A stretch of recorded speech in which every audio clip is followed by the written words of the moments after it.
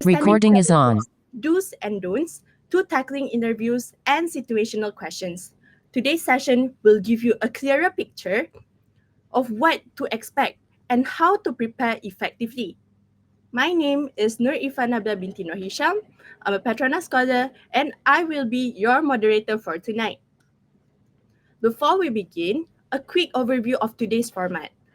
All four of our speakers will be sharing the same key areas, which are application writing, interview preparation, and strategies, but each from their own scholarship experience and perspective. This means that you'll get a variety of insights, approaches, and real experiences, which will help you to better understand what works best for you.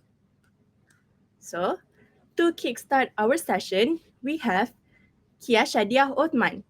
Kia is currently doing A level in KYUEM under Permodalan Nasional Berhad PNB Scholarship.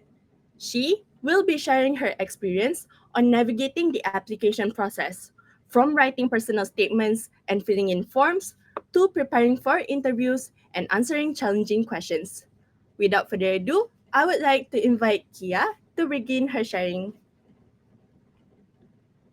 All right, so hi, can everyone hear me? All right. So, hi, good evening, everyone. My name is Kia Shadia Othman, but you can just call me Kia, as mentioned by Nurifa just now. I am a PNB scholar, 2025. And today I will be sharing with y'all how to ace your interview and overall application PNP edition, because tonight we'll be having specific sessions for each scholarship. All right, so without further ado, let's get started. So first, why not you get to know me first, okay? So my name is Kia Shadia Othman, but you can just call me Kia. And fun fact, just for information, during the Yayasan Khazanah final stage interview, the first question they asked me as I walked into the room was, "Kenapa nama awak Kia? Awak kereta ke?" It's funny, it's unhinged. So here I want to tell you that even though it is a formal interview, you must expect unhinged, corny questions from the interviewer because they are also humans. Just they're also curious, just as how much you are. Also, I am a SMK Kubama by. Oh my god, I did not remove the fresh graduate. Sorry. I am an SMK graduate. Yes. Sekolah Harian Biasa. And it is in Pasir Mas, Kelantan. So I'm a Cantonese. Yeah, I did not go to any SPP or MRSM just because no reason. I felt like staying in SMK because I have free will. Remember, guys, you have free will. Okay, I rejected TKC for SMK.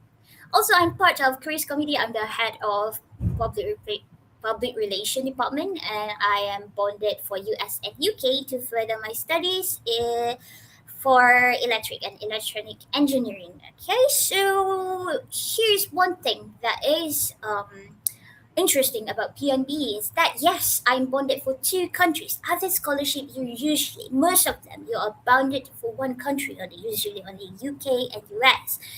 But PNB, and I think YK also, you can apply for both UK and US, but not all of you. But I will tell you about that further later. Okay. Hold on, I think I must give you disclaimer. My slides might not be as good or looking too formal, but I hope you enjoy. Okay, so fun fact about me: there are 5 kids in my family, so that intrigued the Yasan Khazanah panels very much. Okay, and I have fish memory. I cannot eat fish somehow, and I rejected Yasan Khazanah for PNB, and I rejected TNB too for different reasons. I almost died during SPM trial. We do not talk about that. I got height shamed during TNB interview. Again, I'm telling you, you must expect the unexpected during interviews.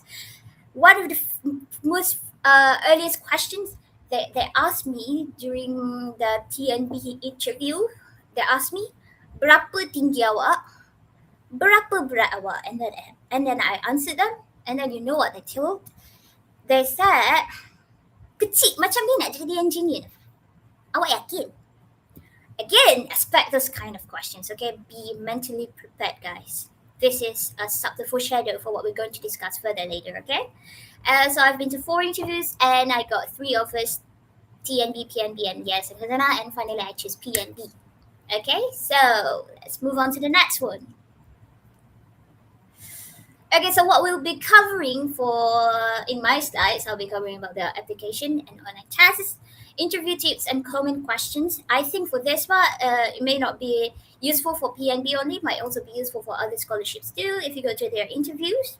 So make sure you stay tuned until the end, okay? And also, I'll be talking about scholarship do's and don'ts. All right, let's go to the first part. We'll be filling out the application form. Okay, I know that this might be the one of the laziest part you want to do, especially the deadlines are very close by now. They will be opening the application form for like a week, like PNB. I think, yeah, very short. So next.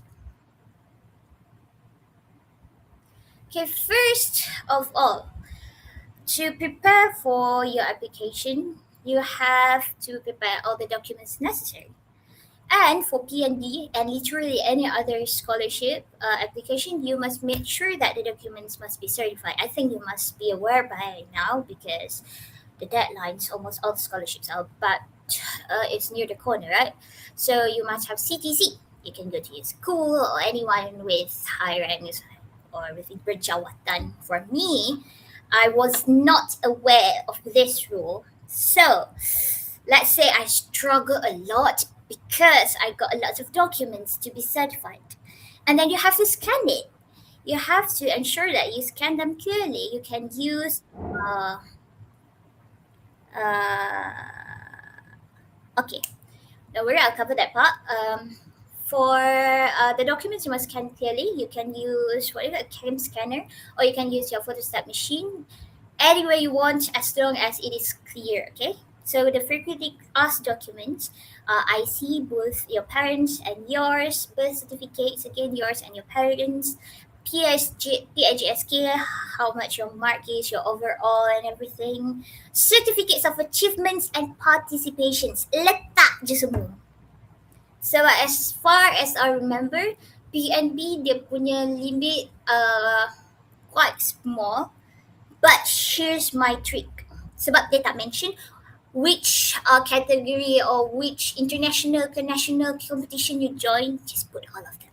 And how I did that, I scan everything, put it in a PDF file, and then you compress it. You compress, you can either use applications like Adobe, or for me, I found a website that you can use. I think it was called I Love PDF. It can freely compress your documents, but my advice here is that jangan compress banyak sangat. Like twice or thrice is the maximum because nanti your quality, their certificate's quality will be very bad. You become blurry, pecah-pecah. But you can compress and compress until you can baca it. Because I had like 200 plus certificates. Yes, that is during my high school lah. All the certificates tu. Yes, you have to certify everything. You have to certify everything. Kalau tak, dia tak kira. Bukan tak kira macam tak sah. Certified means you need to sahkan. Okay. Because it could be unofficial. So they want to ensure that you really participate in that thing. So even if it's 10 plus or 100 plus, 100 plus, or 200 plus like mine, you have to certify everything. That's why I told you, you must prepare all the documents necessary early because I did not aware of this rule. So I had to spend a whole day preparing the documents, pergi kedai, photostat, because it's 200 plus. So I photostat everything, and I have to go to school, and I asked my principal, the penolong kanan, and everyone to certify the documents. It was hectic. Everyone was like, kenapa banyak sangat si jawab dia? It was fun participating in stuff. If you know, you know. Academic results, SPM, trials. Yes, PNP biasa dia minta trials juga even during the application. Selain daripada document, they will ask you to specify what subject. This is from my experience, from my memory. Tak dikira. It's not dikira if you get tanda tangan for the penganggur, because some people might edit that thing. So might curi a certificate from someone else and then put their names on it. So they want to make sure that that is yours. So you have to photostat it, and then you have to basically dapatkan chop of someone. I went to my principal and then have to get their signature. Yeah, there's satu chop. Yeah, you need that thing. Okay, it's a step. And then parent salary slip. This one is also important. They want the latest one. Okay, tak nak yang 3 tahun lepas, tak nak yang tahun lepas, tak ada yang bulan lepas. Want this following April or no, April tak kata keluar lagi. March, it's in March. Supposedly, sebab you're filling in April, so you have to prepare your parent salary slip from March. Okay, okay. Let's move on. I keep clicking, but I forgot that I'm not the one who controls this thing. Next.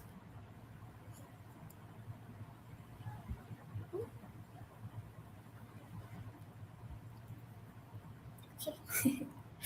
And that's choosing your academic pathway. Of course, you will be putting your choice while filling up the application form. So here, you must take note that PNB offers 2 countries only to further your studies, US and UK. It has always been that way for the past 30 years, okay? So I think this year is the 31st year. Okay, so you can only fill up 2 options only. 2 je. You but oopsies. I think I'll answer the questions later in the Q&A session, okay? Because I have 30 minutes and I'm a yapper.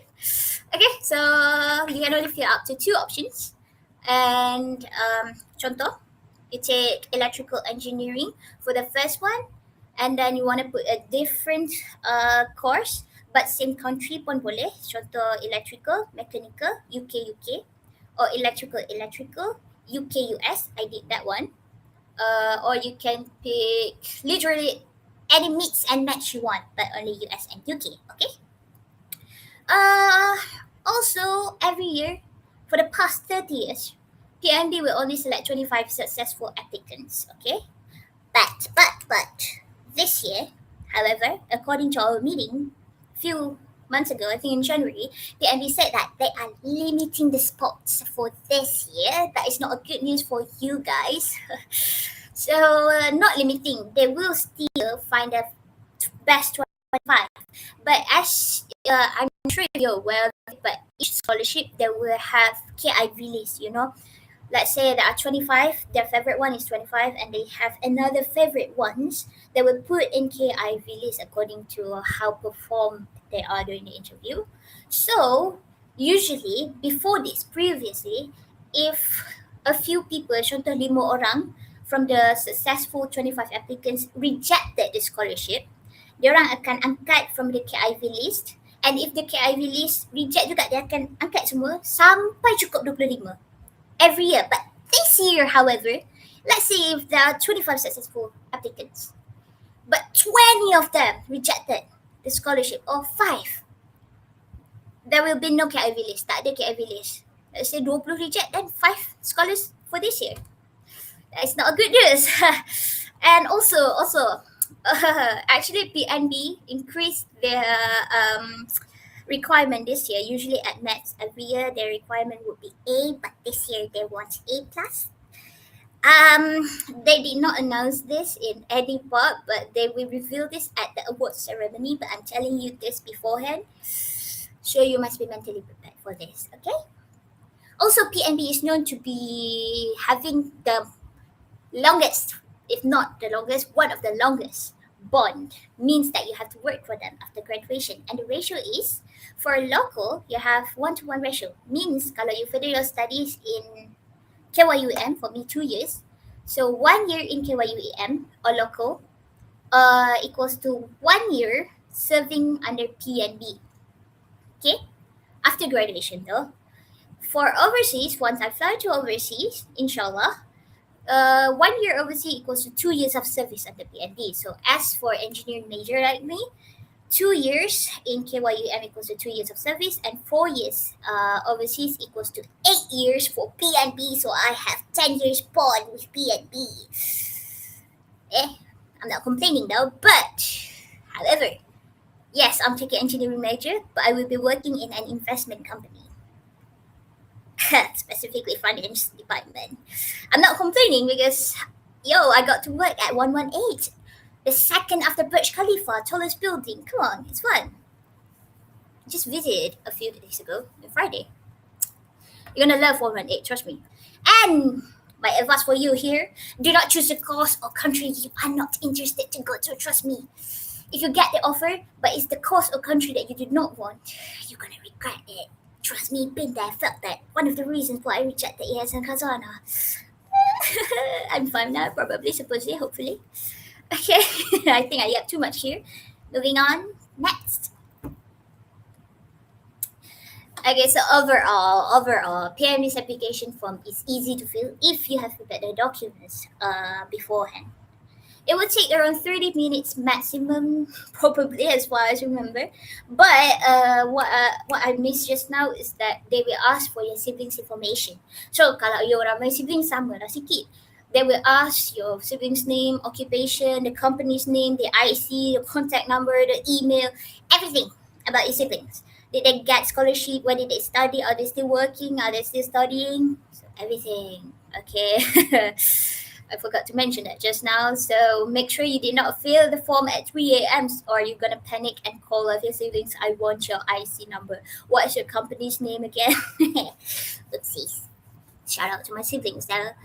Okay, so it's pretty chill. It's one of the last ones, one of the last scholarships that I filled up. I think it's the second last. Do not tell PNB that. I need my allowance. Next. So, after you filled out the form, you will receive an email. Thank you so much for blah blah blah filling up. And then if you get selected to the next stage, you will receive your email. Congratulations, you are selected to the next stage, which is the first one. The second stage of the application will be critical reasoning test battery CRTB. You will be given 2 days to complete. So basically, just like any other scholarship, this is to test your IQ. It contains 2 subtests, vertical and numerical. It is to measure your ability to make logical decisions based on complex information. So make sure you are mentally prepared before you answer this test because it's quite, no, I wouldn't say it's the hardest, but it's tricky though. It got a long paragraph that you have to read and then calculations. Sometimes for the maths, I must warn you, it's not the maths that is hard, it's the English. It makes me feel dyslexic. I'm not dyslexic though. Anyway, I do not suggest you to use AI, or AI is not reliable at all. Do not use AI, guys. Trust your IQ. You're smart. If you're applying for PNB, that means you're smart. Okay, as far as you get to the next stage, you're smart. Do not trust AI. You're smarter than AI. They are artificial intelligence. You are natural intelligence. Okay. So next, after you finish the CRTB test, okay, if you're lucky or you score high, you're gonna be selected to the next stage. So congratulations, you're gonna have received another email from PNB for the online resilience test. So for this one, basically they want to test your personality.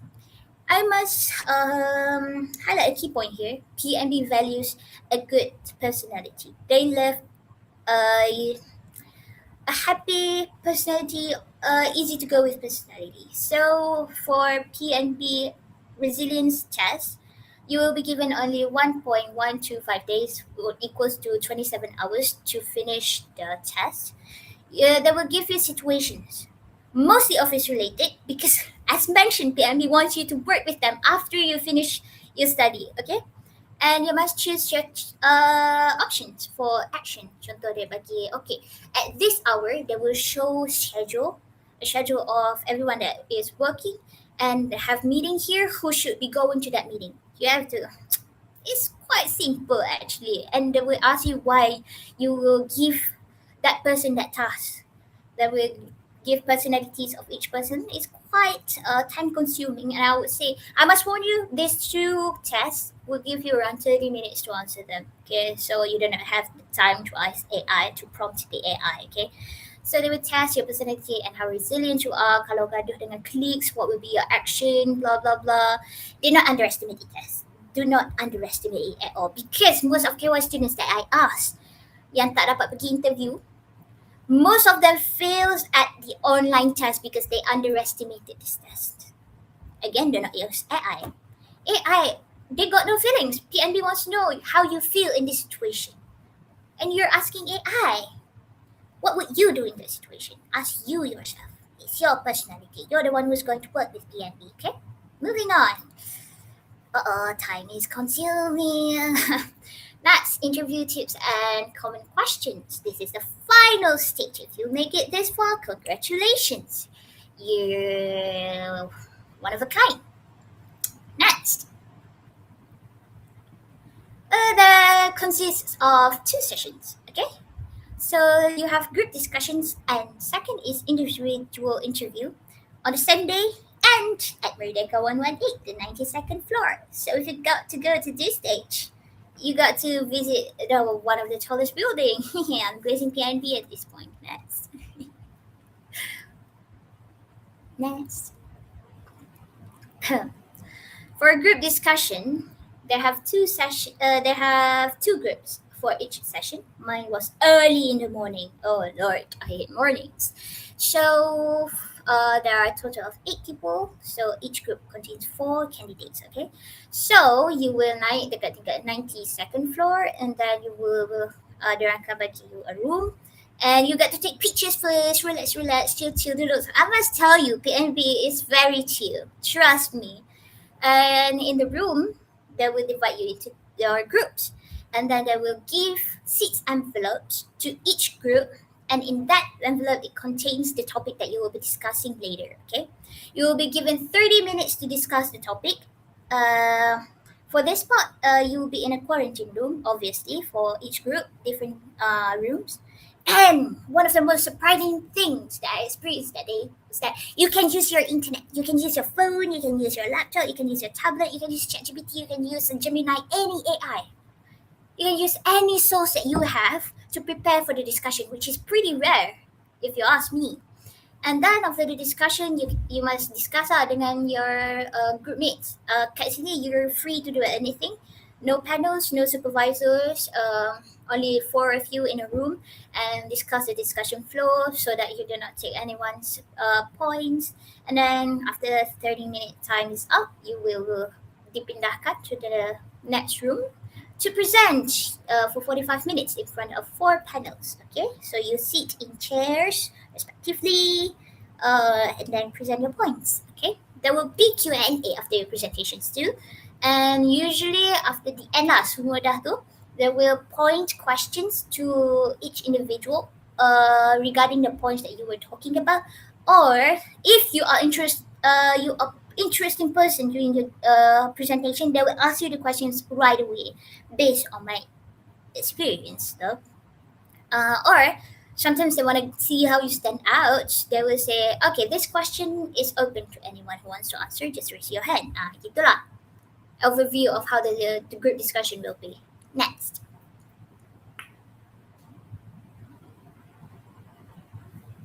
Okay, so I have tips for session 1. Please avoid being that typical textbook smart kid. Okay, be unique, think outside the box. PNB tend to choose people that are unique, that do not rely on AI to prove their points. I only use AI to refine and arrange my points. You have to come up with your points. You have to give your own example so that it makes you stand out. Okay, it doesn't have to be a boasting or anything. It's just standing out by how you present your points. Okay, be friendly with other candidates and panels because they're humans too. They always smile, and feel free to use your sense of humor. Make jokes once in a while, not like 6-7 jokes or anything. Like relatable to your situation, to your topic, okay?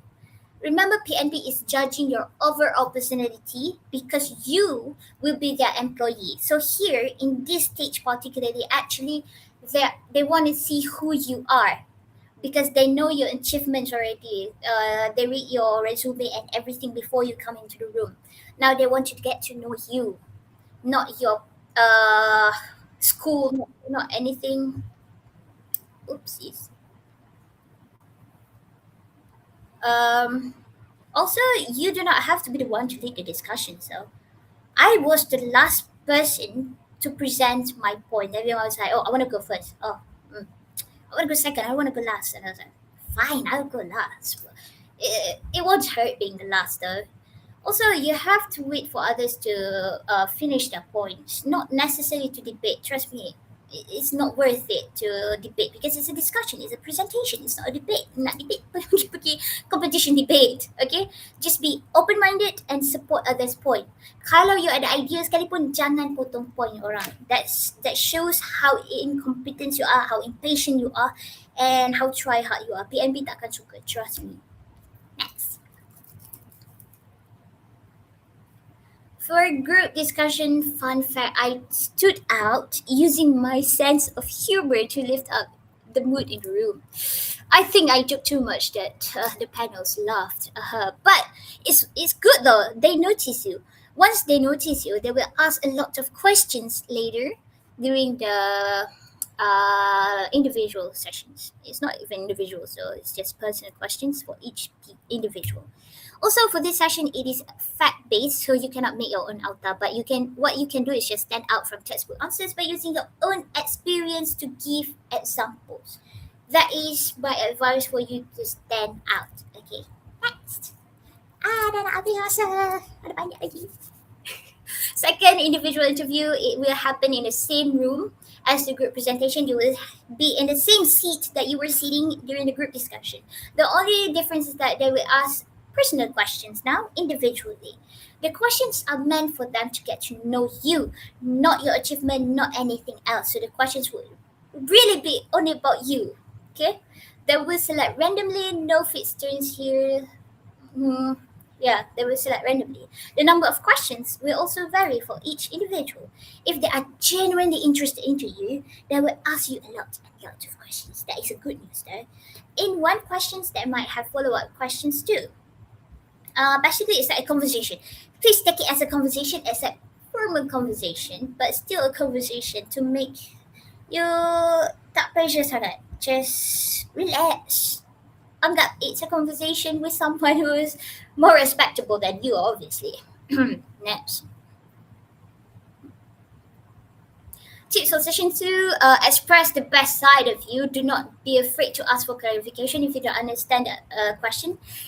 Kacip. Be friendly because PNB is the chillest sponsor you will ever meet. If you ask anyone that have been to PNB interview, they will say they are so chill, they are so open-minded. Trust me. Also, it is okay to menipu sunat. Not really menipu though. It's like exaggerating the story to make your point interesting. Exciting sikit je lah. Janganlah banyak. Janganlah melampau. Okay, this part is mostly about your experiences, not gonna lie. That is why I told you to exaggerate your story a little bit. Okay, next. But janganlah tipu. Commonly asked questions for individual interview. Why this course? Yes, even they will ask you about your hobby. Why do you think you deserve a scholarship? Okay, very common. Why should we choose you? Tell us about a time you faced a failure and how you overcame it. This question I highlighted it because I've been to 4 interviews and somehow all of them asked these particular questions. Even dalam 4 orang, they ask weird questions. I still get this question. I do not know why. Weird. But I guess that's my luck. Okay. What will you do once you go overseas? Macam mana nak cooperate your feelings, pressure, homesickness once you fly? Any other scholar? Okay. Yang ni trap, ni soalan trap. Any other scholarship that you applied, what's the status? If you got them and this scholarship, you got PNB, would you still pick PNB? This is a trap. Even if you go to any interview that ask you this question, please cakap je you akan pilih scholarship tu. They will ask you why though, so you have to come up with a good reason. They ask me, serious nak pilih PNB over Yayasan Khazanah? Yes. And then I have my reason, you do not know why. Next. To be honest, I enjoyed PNB interview the most. Panels are very chill, open-minded, and casual. I low-key forgot it was an interview. I got too comfortable that I was playing with my chair, pusing. Astaghfirullah. Don't do it though. Also, the interview will you actually takes longer than intended. Trust me. If they're genuinely interested in you, the sessions will be longer. I told you it was 45 minutes, but ours almost 2 hours though. We had to stop because there was someone knocking at the door. The second session group almost going to come in now. Oh, okay. So just be friendly, make friends with other candidates. And that's it. They're so chill that you nak keluar bila interview tu pun dia orang escort you. You salam with the panels. Very chill. I love PMB, it's so human. Okay, next. But hey, if you make it this far, give yourself an applause. Because, next. This is the data of the application process back in 2025. They showed us this data. This is official ones. From the 2025, they showed us during the award ceremony. There are 4,629 applications received, but only 25 of them were selected. And if you went to the interview, you go to the interview, only around 2.51%. That is like 97% has been eliminated. So if you make it to the interview, please give yourself an applause. But if you make it to stage 1, you're selected among the 23.8%. That is already damn crazy. But however, you must take note that PNP ni, after you apply the application form, you will receive an email. Thank you so much for your time spending, blah blah blah blah. We will notify you for any update. Okay. Kalau you dapat to the next stage, they will email you. Next stage, they will email you. Next stage, they will email you. But if you get rejected, let's say you fail at the second stage, you will not receive any email.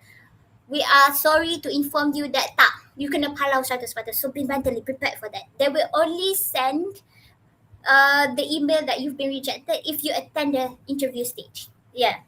Kalau tak ada. Palau. Next. Okay, I'm speed running at this point because time is running out. So do's and don'ts for your interview application. Do prepare the documents prior to the application deadline. So kalau tak chop lagi tu, pergi cepat-cepat esok hari Isnin. Follow your heart, make research, is that typo, about the course that you want to pursue. Please, please, please, follow your heart. Jangan ikut kata orang. Okay, stay alert with email updates. Kalau storage email you tu nak habis, please buy some storage sebab you will receive everything via emails, okay? Also, use a formal email. Jangan yang username fssaga25@gmail.com. Use a formal email sebab they will be using the email if you become their scholar. Okay. Make sure every information you feel is correct. Double check, triple check. Ask your parents to check. Ask your siblings to check. Do not make last minute choice or decisions or indecisive. Please do not. I do not suggest you do not use AI for your online test. Trust me. Memang akan eliminated. High chance, highly probably, high key genuinely. Okay. Do not lie about your information. Jangan cakap you dapat, I got 10 A pluses for my SPM. Padahal 9 A plus 1 A. No. Don't do that. Don't lie. Don't lie about your PHSK marks also and everything. Let others decide your future. Do not. Okay. It's your future. You akan study benda tu sebab kalau you study benda you tak nak, just because you listen to others' advice, you will blame them. You will blame them. Cakap, mama lah ni suruh adik pilih blah blah blah. Kalau you follow your heart and the course, na'uzubillah, the course that you take is freaking hard, you cannot blame anyone. Okay? It's your decision. It's your call. Okay? Next. Please be confident, smile, friendly and genuine. Practice interviews with someone or in front of mirror. I tak suka practice dengan someone, so I just react by myself in front of the mirror. Seek guidelines from others. Lucky for you, you have KERIS. If you haven't signed up for the mentee, sign up for one right now. Check whether you meet the requirements. Sebab kalau you tak meet requirements, tak payah isi. It's a waste of time. I'm not judging or belittling anyone here, but seriously, if you do not meet the requirement, you do not have to fill up the application form. But hey, if you're here, that means you're obviously you meet the requirements, right? Also, did not be overly nervous, feel inferior or freak out. Macam datang interview tengok orang pakai sega, baju dia fake, nampak budak ni budak MCKK, budak ni budak TKC, aku budak SMK je. No! If you're there, that means you're on the same level as they are. Okay, there's no such thing that, dia lagi hebat dari aku, aku ni siapa je. No, no, no, no. You guys are on the same level. It's just the matter of how you present yourself in front of the interviewers, okay? Do not sleep late the night before interview. Please, you'll mess up your interview kalau you sleep and what. Do not oppose others' POV, just as I mentioned just now. Do not think you are better or overconfident or ria in front of anyone. Also, during the uh, individual interview session, I must tell you, do not ria. You do not mention your achievements banyak-banyak kali. Please, kalau nak mention pun sekali je. Tak apa, kalau you nak mention, dia akan tanya, baru you mention. Okay, kalau achievement tu tinggi sekalipun, jangan mention banyak kali, you kena reject. I'm not mentioning anyone, but siapa yang siapa yang riak dengan dia punya achievement sebanyak-banyak kali, PNB tak akan suka. PNB tak akan suka. Okay, because there, diorang dah tahu you masuk apa. They have read your resume before you even masuk bilik tu tau. So they want to know you and you only. Diorang tak nak tahu benda lain. They want to judge your personality. You fit tak untuk jadi a family member of PNP. Okay. Next. All in all, yes, I managed to finish in time. Do your best. Pray and prepare for anything. I'll answer that later, please, because I'm gonna have to give some time for others too. All in all, do your best, pray and prepare for anything. The God knows what's best for you. Kalau you tak dapat ke apa, it's okay. You belong somewhere else, okay? So, any questions about PNB, other scholarships, or you want to know about my weird stories, feel free to reach me out on Instagram. Screenshot that, or you can find me on KERIS IG also. And if you get selected to become part of the family, we'll meet you at Medaka 118. Yeah, that's a picture I just took a few days ago. Yay, been there with someone. Next. Yeah, only 3 days left to apply, guys. Do not dilly-dally. Go apply. Apply. The best scholarship. Hands up, it's the best scholarship. Oh yeah, I missed a few points about US and UK bonded. But it's okay. If you want to know more about that, we can do it in Q&A sessions later. Okay? Next. Okay, so thank you so much for paying attention. I love y'all so much. Ask me questions later because I love yapping. I think that is pretty obvious. Alright, that's all from me. What's that background? Thank you so much, Kia, for that very interesting and insightful sharing. It really gave us a clearer idea on how to approach the application and also the interview stages. So we'll be moving to our next speaker. Next, we have Muhammad Shazani bin M. Mordani. Shazani is currently doing A-level in College Mara Seremban under the YTP Mara Scholarship. Tonight, he will be sharing his perspective on the same process, including key do's and don'ts during applications, as well as tips on handling interview questions based on his own experience. Please welcome Shazani. All right. Thank you, Ifa. So, hello everyone. My name is Muhammad Shazani. I'm currently studying at College Mara Seremban under YTP Mala Scholarship, and today I'll be explaining about it. So, I think the everything that has been covered by Kia before is pretty much sufficient in terms of what to apply in YTP scholarship because it often overlaps. But I'm going to explain for the YTP program this year because this year there has been a lot of revamp, and I think a lot of people have questions about this AYTP. So if anyone have question, you could put it in the chat, and I'll try to answer it. Okay, so next slide. So another introduction. So my name is Muhammad Shazani. I am a science student, which is basically finance at College Mara Seremban. I'm UK bound, and I'm aiming to go to London School of Economics. I am Ansara TGB Jason, and I'm aiming to pursue a course in finance. Okay, next. So what is YTP Mara? So YTP Mara is basically a convertible loan for students to pursue foundation and undergrad study for their for SPM students. It is exclusively for Bumi Putra SPM graduate, so both Malays and people from Sabah and Sarawak. So it covers both foundation studies. So we have A levels, we have IB, we have Asasi, and we have diplomas. So it covers both local and overseas universities. And for this year YTP, there has been a lot of revamp. So for example, I think if you guys have looked into the YTP Mara documents, you'll know that from last year, people who have 7A, A plus, A and A minus are included in the scholarship. However, for this year, Mara has increased the requirement. So you need to have at least 8 A's of A plus and A solid to overseas universities and 7 for local universities. Okay, so next. So this year we have 4 types of programs. So I'll go through them one by one. First is the top universities program. So the top universities program is basically what me and my friends are right now. However, there are several distinctions that are different. Sorry, who message? Oh yeah. For this year, students cannot have A minus for their result for YTP Mara. Yeah, unfortunately, Mara has increased the requirement, and I think I'll try to explain it at the end of the slide.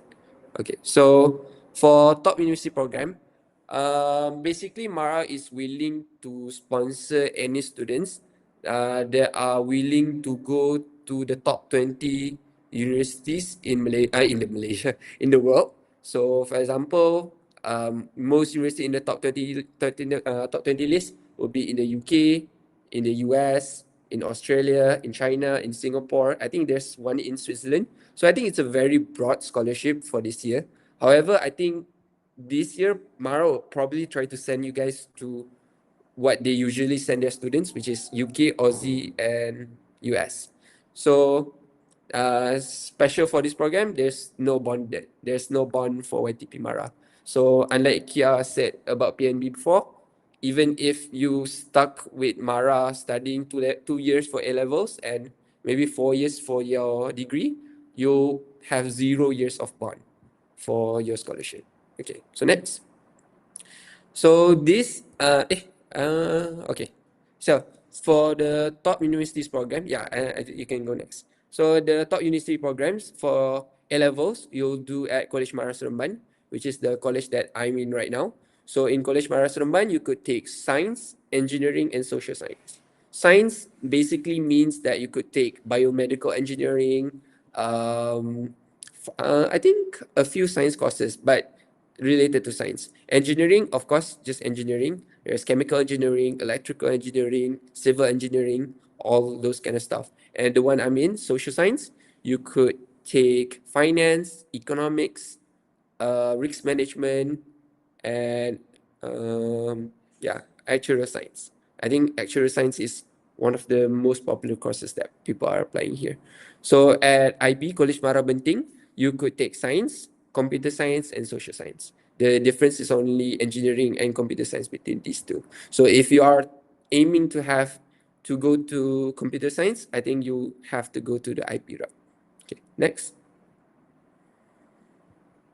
So, a unique part of the Mara scholarship, which is that usually people know YTP Mara scholarship as a PBU, or you have to convertible loan, you have to pay back the scholarship. But Mara recently, in a few years, they have introduced a full scholarship. Basically, you do not need to pay any money to Mara. You do not have to be bonded with Mara. You basically do not have to do anything, but you have to get into a top universities. So I think you guys may have known there's one girl from College Mara Banting. She got into MIT last year. So yeah, she technically qualifies to have a full scholarship, which is like a very, very rare case for Mara. So you can convert the loans into a full scholarship if you receive an offer from the top 5 universities in the world. So in at least for now, it is Harvard, Stanford, Oxford, Imperial, and MIT.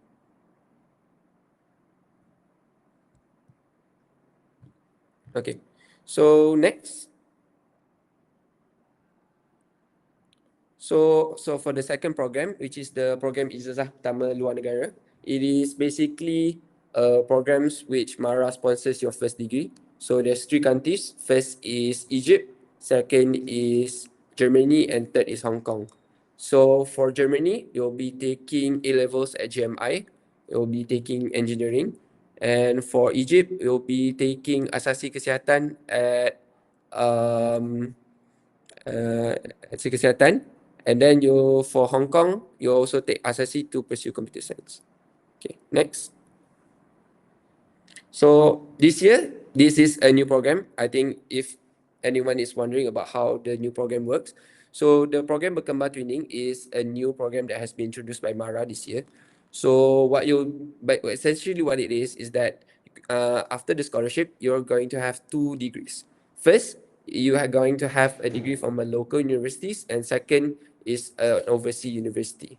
So for this program, basically you're going to have 1 year foundation in Malaysia, going to have 2 years in a local universities, and if you pass the requirement that are set up by Bara, only then you could go into an overseas university. So you still have to take care of your academic while you're in still Malaysia. Okay. So next, so for the local programs, we have medicine, we have in USM, UniKL, MSU, UIAM, USIM, pharmacy, dentistry, engineering, and we also have chartered financial analysts. So if there's anyone that are specifically going to professional certificates, you could go there. There's also Islamic finance at KPM Bandar Melaka. There's ICAEW in MMU, and most popularly would be ACCA at KPM Aimonde and UPTM. Okay, next.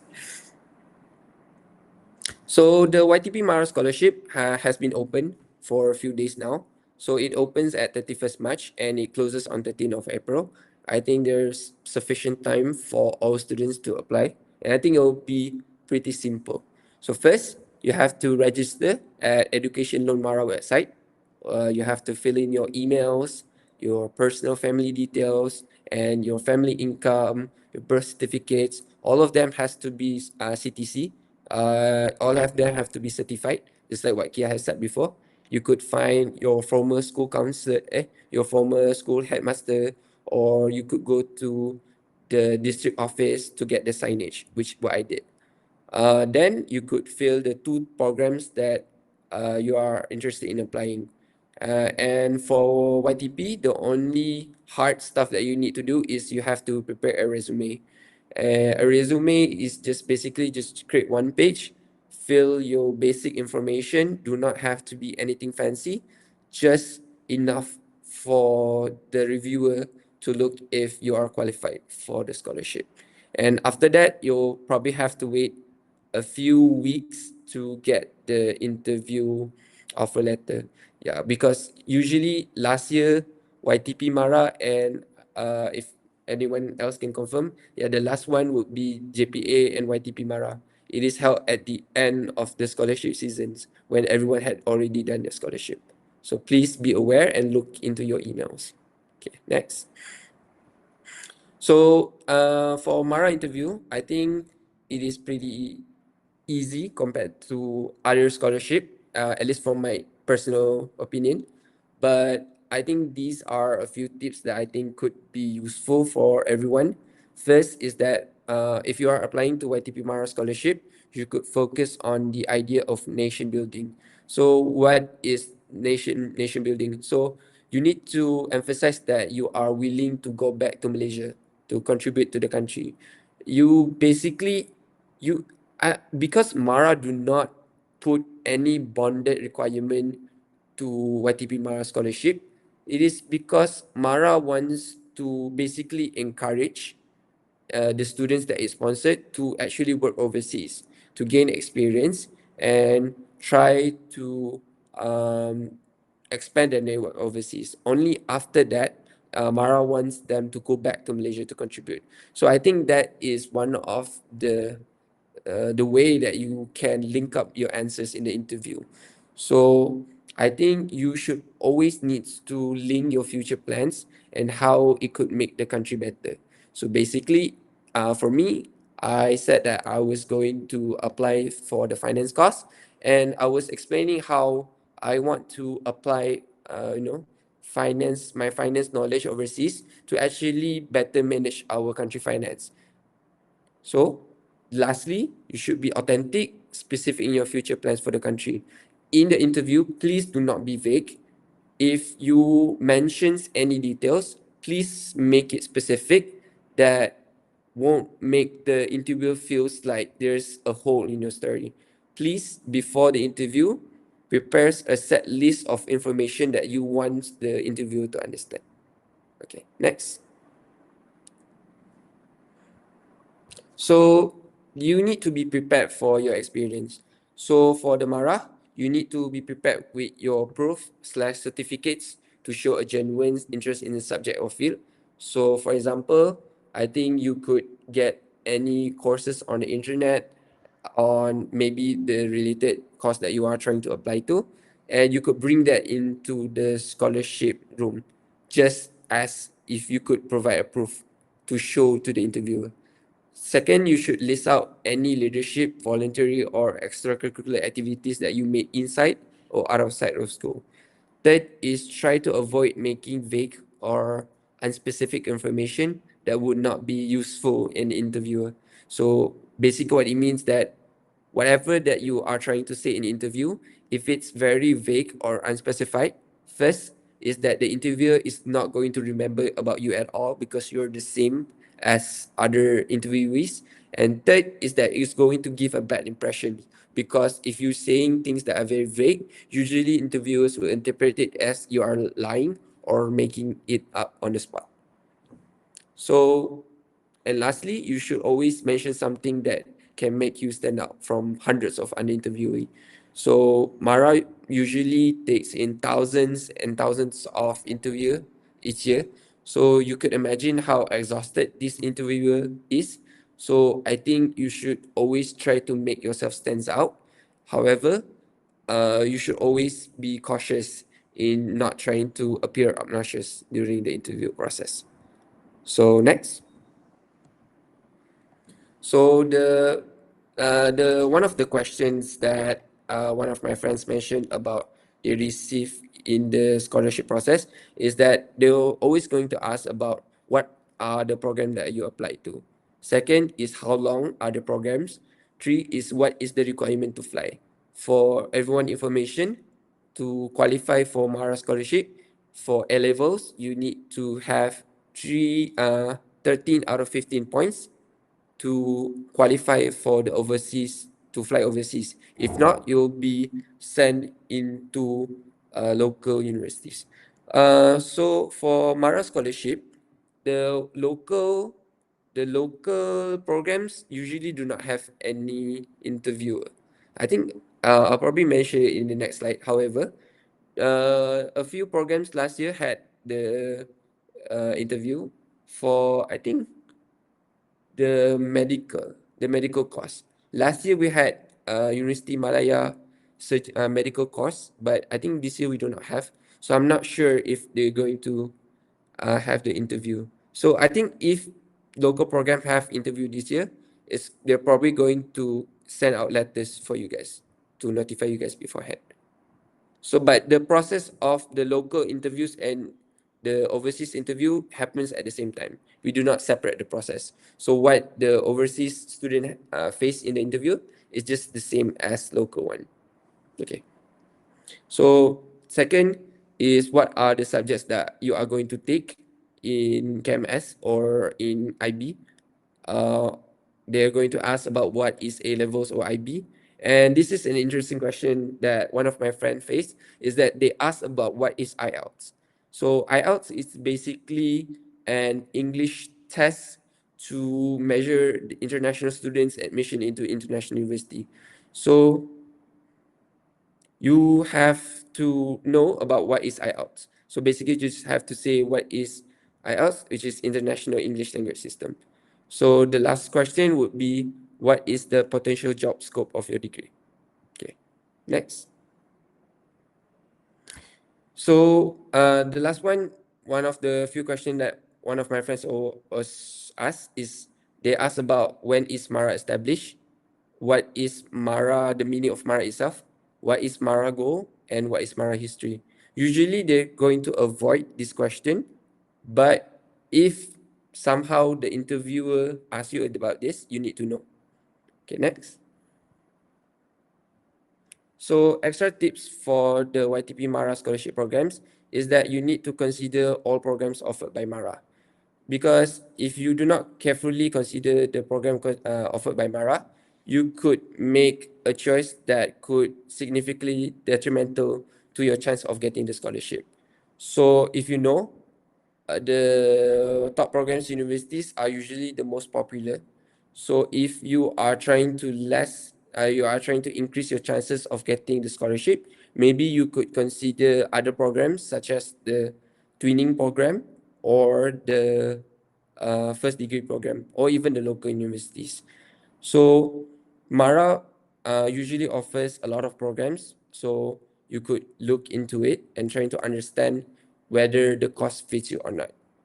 So other than that, for Mara scholarship, there's a very high chance that the one who are interviewing you is either going to be a staff from Mara HQ or the lecturers from the Mara College itself.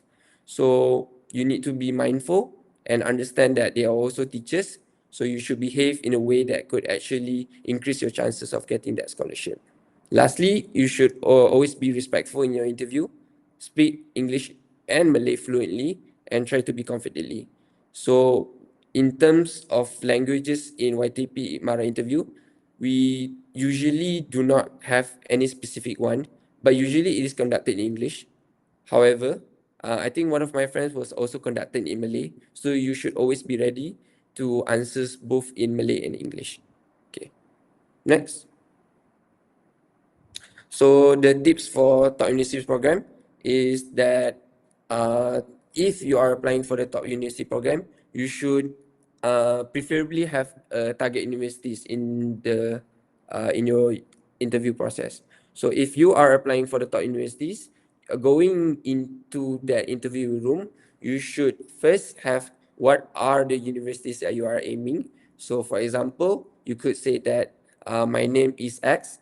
I'm aiming to go to Stanford Universities to pursue a bachelor's in computer science.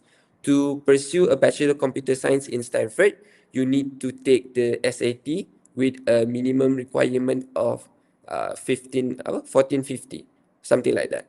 You should be prepared in terms of whatever question that is going to be asked by the interviewer. Okay. So next. So for the interview, Mara, you received the offer for the YTP Mara interview invite a few days before the interview. So one of my tips is basically you should arrive at the interview place early. One of my friends be apa? One of my friends came to the interview site just a few minutes before, and he was very panicked and he weren't able to answer the interview process correctly, and he didn't get the YTP Mara scholarship. So I'll advise you guys to at least arrive 30 minutes. The at latest is 30 minutes. Latest, you should always be early to the YTP Mara interview. So you should bring all the interview document needed by Mara. Same as before, one of my friends forget to print out his Mara documents, and he ended up needs to find another shop to print out his details, and also to dress neatly and professionally in the interview. Yes, for the experience, I think you should try to not, I don't want to say that you should not include all, but you should include anything that is relevant to your course. So if you have a lot of experience and that it relates closely with what you are applying to, then feel free to include them, and it'll just make you guys stand out more. Or you should filter it. If it's an online course, then you should, if you have an online course but you also have national competitions, then obviously you could, get rid of the online course and you could mention about the national competition, which could help you a lot in the interview process. Okay, so how the interview process goes is that uh, what is the requirement for YTP Mara? The requirement for YTP Mara for overseas universities would be 8A. For local universities would be 7. For this year, Mara won't be accepting students with A minus, and they'll only consider A plus and A solid. Okay.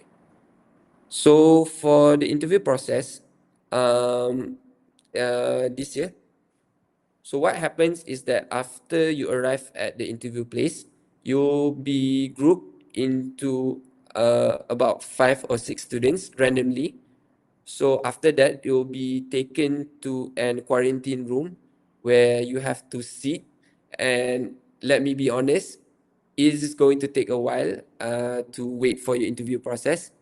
For personally myself, I think I had to wait about an hour and a half to get to my apa to get to my group turn, and even for my other group it takes even longer. So in the interview room, I would suggest you guys to talk with your interview mates. I think it will break the ice a little bit and you'll be less anxious in your interview. And after that, you'll be taken by the staff to the interview room to conduct the interview. Okay, next. So the interview process starts with individual question for each student. So how the individual process goes is that the interview, either interview one or interview two, is going to ask a question, and one of the 5 students can voluntarily answers it. If no students answers it, then interviewer will usually ask the students on the on apa students number 1 or students number 5. So I would personally suggest you guys to get into the position of student 2, 3, or 4, as you have more times to prepare, speaking from personal experience. But I still got the scholarship, which shows that it is your effort that could get the scholarship. It's not circumstantial advantage that you were given off. So there were total of 2 or 3 questions for all 5 students, including follow-up questions. So be ready because YTP Mara scholarship have a lot of people in them. So you have a very short times to explain why you deserve this scholarship. Okay, next. So other than that, the after the individual questions, you will move on to the group interview process. So the group interview process, usually last year you have to talk about current issues and international events. So what would happen is that you and your group mates will be given a piece of paper, and that piece of paper usually contains an article or a news, or basically a paragraph talking about specific national issues. For personally myself, last year I got about a paper about to discuss how the annual Kereta Api Sorong Festival have a positive and negative impact on local cultures. So my suggestion in terms of the group interview is that you should always be the one who take the initiative to start a discussion. It doesn't mean that you should stand out or become overwhelming in your interview, but you should be the one who creates the idea and the one who guides the group into completing the group interview. So my suggestion would be that you should try to give ideas to your team members. You should communicate and delegate your tasks clearly to the group members. You should always let them talk, because if you overspeak, it shows that you are not aware of your surrounding. If you do not aware of your surrounding, then you tend to overshadow your team members, and that it won't be a very good image for everyone else. So my tips will be that you should go into the group interview, you could read out the paper, and you should give your general idea about it and let anyone else talk. If they are stuck or they are unable to articulate their points, you should be the one person who helps them excel in that interview. If you are able to help someone else excel at the interview, don't think as it's going to steal your chance of getting it. You guys would be evaluate at the same level. Okay. So last. So for additional resources on YTP Mara Scholarship, I would suggest you guys to follow YTP Outreach. It is organized by a few of my friends from KMB, KMS, KMKN, and KMKU, plus other IMA. They have provide any additional and new info on YTP Mara Scholarship. So they are closely working with our school counselors in terms of getting new information for YTP. So I would suggest you guys to follow it and try to catch up with anything new information.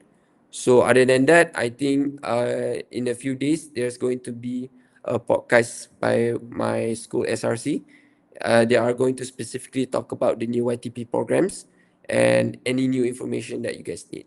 And in terms of personal questions, in terms of personal experience, you guys could reach to me if you guys have any questions on the KERIS Instagram, or the tag is the in the slide. So my final sentence for you guys is that for the YTP Mara scholarship, it is much easier to do than other scholarship. However, you need to be mindful that there are a lot more competitions, and because you have a lot more competitions, you should always be ready to face that there's going to be a lot of competitions, and you should try to make yourself stand out. So in terms of the application process would be simple, but you need to certify all the documents.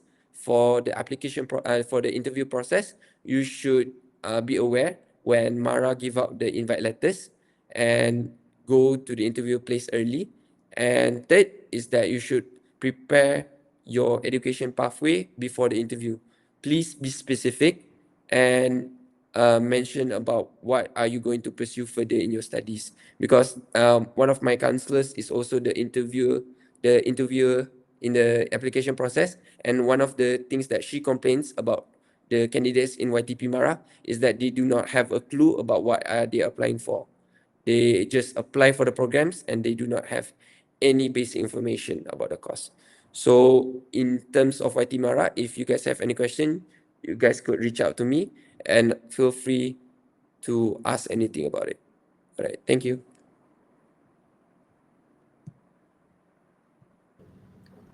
Thank you so much, Shaz, for those valuable insights. It's really interesting to see how different approaches can lead to success. So, moving on, our next speaker is Muhammad Zulfikar Firas Putra bin Zulpakar Fahmi, who is currently studying at KYUEM, taking A levels under the Bank Negara Malaysia Scholarship. Today, he will be sharing his strategies on standing out on your applications, as well as how to confidently tackle common and situational interview questions. So, without further ado, let's welcome Firas. Can you guys hear me? Can you guys hear me clearly? Before that. Bismillahirrahmanirrahim. Assalamualaikum and good evening, everyone. My name is Firas, and I'll be talking about scholarship interview tips. Next. A little bit introduction about me. I'm a Bank Negara scholar. Currently, I'm doing A-levels in KYUEM. My intended course is accounting and finance. My previous school is at College Permata Insan, taking pure science plus subject agama, and I achieved 9A plus and 2A. So basically, what I'm trying to say is, if you have pure science background, but you decided to choose humanities or social science, don't be afraid to do so. A little bit not so fun fact about me is actually I speedrun my entire life by sitting for SPM when I was 15. Yes, actually. And that was me, my picture at Bernama TV Studio, because I've been invited into a live TV talk show. And I received 4 scholarship offers in total. I received Bank, Benegara, Petronas, JPA, and also Yasa Pinaraju. Next. So in this session, I will cover about like the application phase, essays and video, personality and logical reasoning tests, case study and group activities, common interview questions, and finally we'll wrap up with the don'ts and don'ts. Next. All right. So this is the overview of the application phase. First, the phase that you're currently facing right now is like the phase that you need to apply, and sometimes you are required to do like videos or essay for some companies. After that, moving after this application phase, you are required to do like personality and logical reasoning tests. This will be covered later on. After you pass this test, you'll be invited for an interview session. Alright, next. So during application phase, just like what Kia have mentioned earlier, you make sure to prepare all necessary documents and get it CTC. By now, you should be aware of this because you're currently applying for scholarships. Make sure every single document is there, so that you don't need to do like last minute kind of change. And make sure to apply everything before that line, because there was a time where uh, around like 1 or 2 days before the application closed, suddenly the website crashed, because so many people wants to apply on the very last day. So we don't want that kind of situation to happen. So avoid last minute, if possible, try your best to avoid last minute application. And just like what I've mentioned earlier, some scholarship will ask you to write essay or record video during the application, during the first step itself. All right. So this is so I'll be talking about like essay and video. For essays, Ben Negara used to ask their scholars to do essay, but for this year they have changed to video. So but then essay is still relevant for some other scholarships like Yayasan Khazanah, if I'm not mistaken. So for AC, what you need to do is basically you need to research deeply about the company so that you can use that point to help you write your essay. AI can be useful, but please do not overuse. You can use AI for like something like grammar, or I think it's grammar only, because you cannot use AI to generate ideas because you know yourself best. So the ideas, the structure must come from you. You can use AI just a little bit, maybe only 5% of it. Use AI for grammar, and then make sure you follow the word limit, because they have the right to reject your application if you don't follow the rules, and the rules includes word limit. Some scholarship interview essay question, they will give you 4 or 5 prompts or questions on what you should touch, what you should address, or what you should answer. Use that as your point and make sure to answer every single questions directly. Don't don't be overwhelmed until you don't answer the questions, because if you do so, you don't answer the question, and that's where you start to mess up your essay. And for your essay, you can also include your achievements or activities where you have done during your high school, where relevant. If you think that's relevant, please include that. But you need to make sure it's suitable with the questions lah. And also, while you include your achievements or activities, try your best to also relate with your intended course. Let's say you're pursuing computer science, you're applying for computer science. You can talk about, maybe you join hackathon or any other like coding competition or computer science related competition, and that's where you can try to relate with your intended course if the question is relevant lah. Next. So for video application, for videos, just like a simple tips, find a good place for you to record. Um, there's no restriction or requirement whether you should record outdoor or indoor. It doesn't matter. But as long as you have that place have a good lighting, and make sure yourself can make sure yourself looks presentable, like wear proper shoes like blazer. Don't record you don't record while you're wearing t-shirt. That seems unprofessional for video application. Um, and also prepare script beforehand before you apply and before you record your video. Prepare and check your script. That's your guideline. That will help you for during when you record your videos. Make sure to follow the duration limit, because just like what I said earlier, they have the right to reject your application if you don't follow their rules, and their rule also includes the duration limit. Make the video personifies who you are, and don't stay inside the box. Okay, this is the fun part. So basically, what I'm trying to say here right now is basically make sure that you when you're recording your video, don't make sure you include something unique about yourself. Maybe if for example, like personally, my experience for recording videos is I include my experience teaching as a mathematics teacher in a tuition center. And I also include that I don't just teach students, I also train new staff, new teachers. Yes, actually. And that kind of thing is like, that's like something unique. You can include something unique, that something that will people will actually remember. Because just like what Shaz has mentioned earlier, if you say like something not unique enough, or maybe doesn't personifies you enough, the interviewers, the recruiters will think like you're just kind of the same. You're just the same as other people, and you don't want that to happen. You want them to pay more attention to you. Speak confidently and fluently.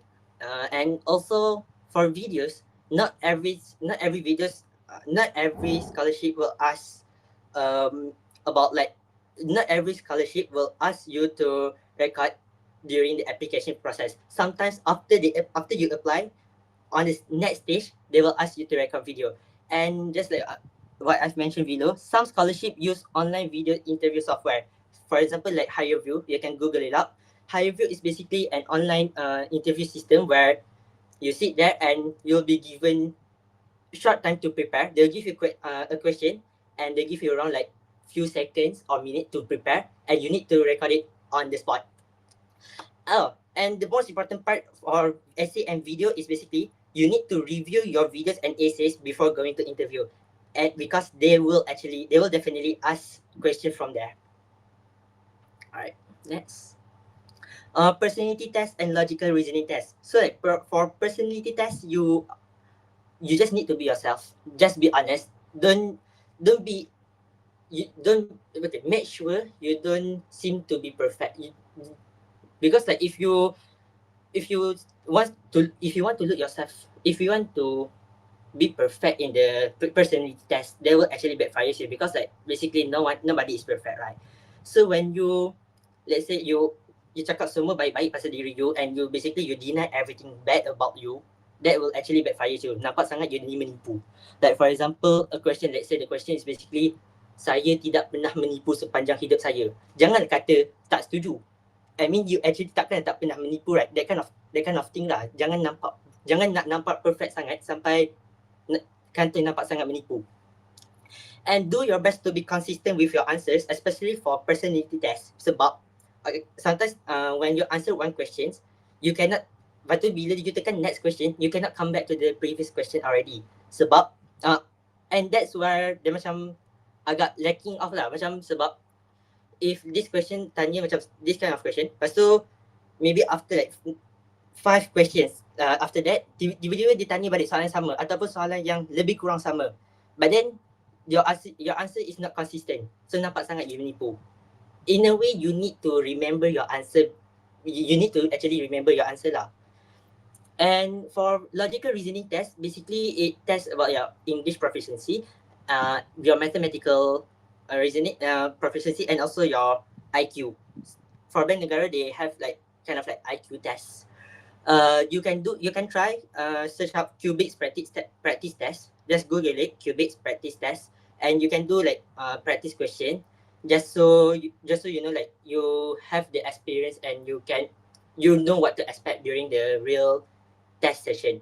And be careful of the time limit. All right, for logical reasoning tests, including the English test or mathematics test, they usually have time limit, and the time limit is super duper short. You won't even sedar pun kalau you actually dah lepas the time limit. So make sure you actually follow the time limit. Sebab the question itself, every single question tu agak susah. Like, generally it's quite hard, and you might tend to use more time on the earlier part of the question, sampailah you akan terlupa untuk nak fokus on the question yang belakang-belakang. Sometimes you tak sempat siap pun sebab you fokus lama sangat kat question yang depan-depan tu. So that's where your time management should be good lah for this kind of test. Next. Alright, case study or group activities. During interview session, they will ask you to do like group activities. It doesn't necessarily need to be case study saja. Sometimes you need for JPA, I've heard from my friends, they need to do like game session, a mini game. So basically what they want to test in this activity is basically how you collaborate with your teammates. How well can you work with other people? Because sometimes people, they have a good result there, but then when it comes to like their personality, how they work with other people, dia agak lemah dalam tu. And that's what every company nak tengok dari you. Be comfortable with your teammates before the sessions. So basically, before the interviews, before the session, before the group session itself, you will be given some time for like macam maybe few hours before the interview session. You'll be seated in a group, and you actually will know your teammate beforehand. So waktu tu lah you want to make yourself comfortable with your teammate. You nak borak-borak with them, or maybe you want to just do a ice breaking session with your teammates before the interview session, because during the interview session you are expected to collaborate well with your teammate, and if you do not have the chemistry beforehand, it will be hard for you to collaborate together during the session. Do not outshine others, although like you have good ideas, or maybe you have so many ideas you want to say, but then please be mindful of your teammate as well, because during the interview session, during the group activity session, your mindset shouldn't be, oh, I want to be the only one who passed the scholarship, who get the scholarship. Your mindset should be, I want every one of us to get the scholarship, so that your mindset can be like macam teamwork instead of individualistic. And that's what the panel wants to see from you during group session. They want to see you how you uplift other people, how you support your teammates. Involve yourself during the discussion. It doesn't necessarily mean that you need to be the leader of the group.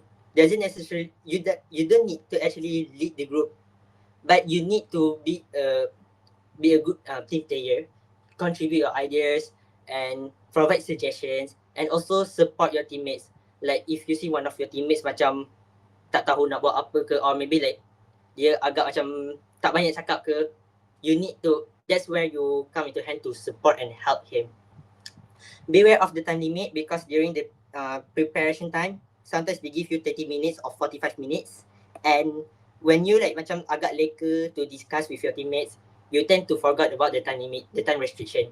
So make sure everything is done within the time limit, and make sure you prepare enough for the presentation.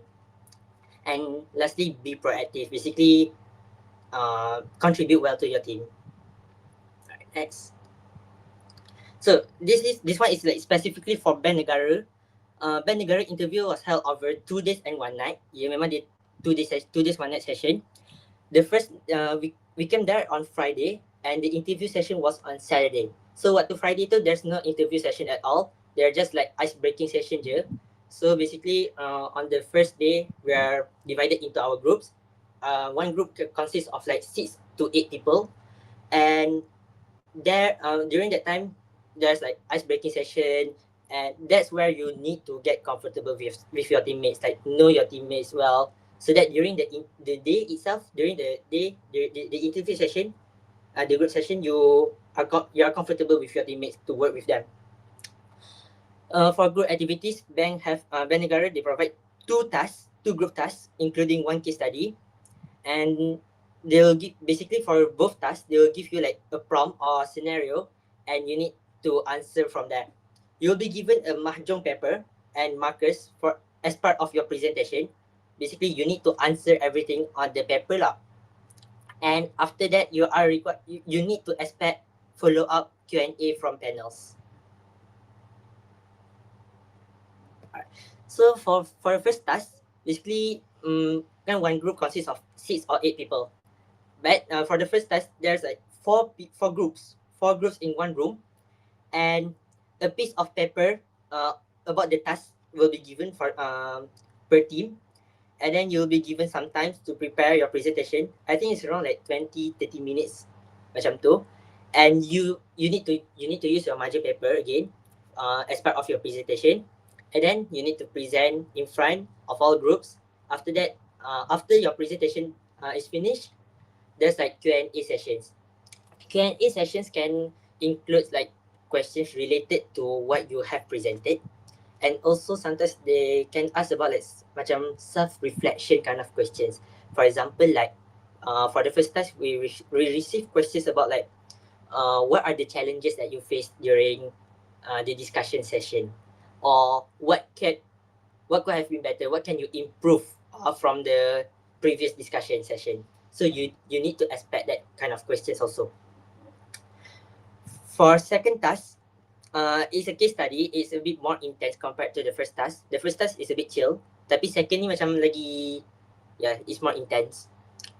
Two groups in one room. You'll be provided with a case study, around like 6 to 8 pages of file just about like the case study. Dalam case study tu, there are like graphs, data, image, everything, and the problem statement about the case study. And there's like 4 or 5 questions that you need to address, you need to answer. After that, you need to present also. After your presentation, there's like Q&A from panels. Q&A ni, this is where like they will ask you everything about your presentation itself, the presentation itself. Let's say you mentioned something during your presentation, they will challenge your assumption. Like they will ask you something macam, oh, this isn't right, or maybe this is right, but then there could have been something better. What's your opinion on that? They will like actually challenge what you have what you have said previously. So be prepared mentally for that also.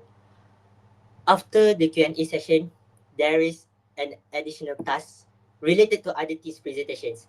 Basically, what happened during our session was, after Q&A, suddenly they said, oh, you are kind of the two groups, right, during in the room. So you are required to exchange your module paper and your materials, and then from there you need to analyze 3 benefits and 3 drawbacks from the other teams punya presentation. And this is where if like macam presentation tu involve other groups as well, it's best for you to pay attention to the other group punya presentation, as this situation might happen, and if you're not focused during other groups presentation, you might not be able to contribute well for this like the additional task kind of session. Next. Alright. From group task, from group interview punya session, sampai lah nak masuk individual interview, there's like lunch break between there. And I remember the time for bank negara, during lunch, one of the bank representative, bank employees, dia duduk sekali dengan kita orang, like in a round table. Memang dia duduk sekali, and basically that's where you can ask everything to the employee tu lah. If that happens to you guys during interview session on any other scholarship sekalipun, don't be afraid of that, because like at that time it's just a chill session.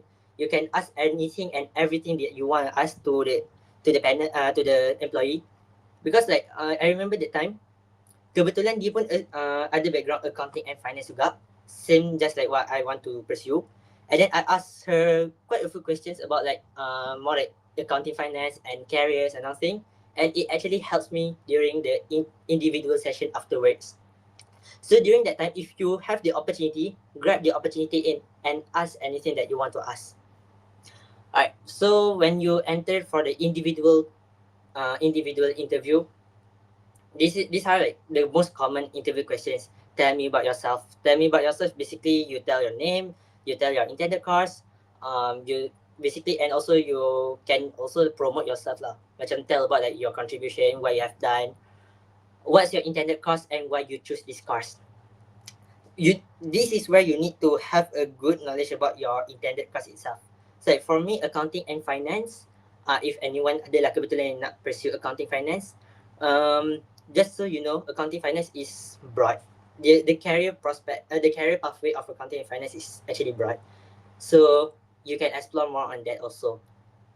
Why you choose this company or scholarship body? You need to do deep research of the company itself, know their core business, know their operation, know their values. And also for Bank Negara, just so you know, Bank Negara is not a company sangat tau. Technically it's not a company because like it's not a profit maximizing company. It's more like regulatory body. So don't get that wrong during interview session. Because ada some candidates they said that bank punya aims is like to generate more money. Bank Negara is not that kind of company. It's more like regulatory body. And then where do you see yourself in 10 years or 20 years?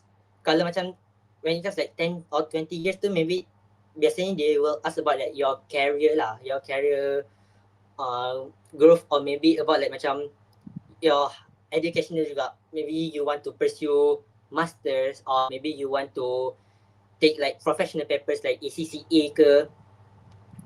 And also you need to show that your willingness to serve the company after studying. Sebab like kalau bonded scholarship, they want to make sure that you are willing to serve them after you have done your study. They want you to come back and serve the company. For non-bonded scholarship macam JPA or YTP, show that you're like willing to serve the country as in general. Sebab JPA and YTP is like nation building, right? So you need to show that, oh, after I come back from my studying, I will come back to Malaysia and serve the country. That's what they want to see.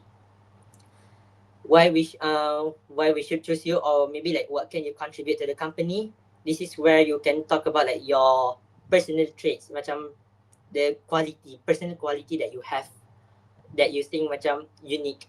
As in, maybe like you want to say you're like, I'm a responsible and hardworking candidate.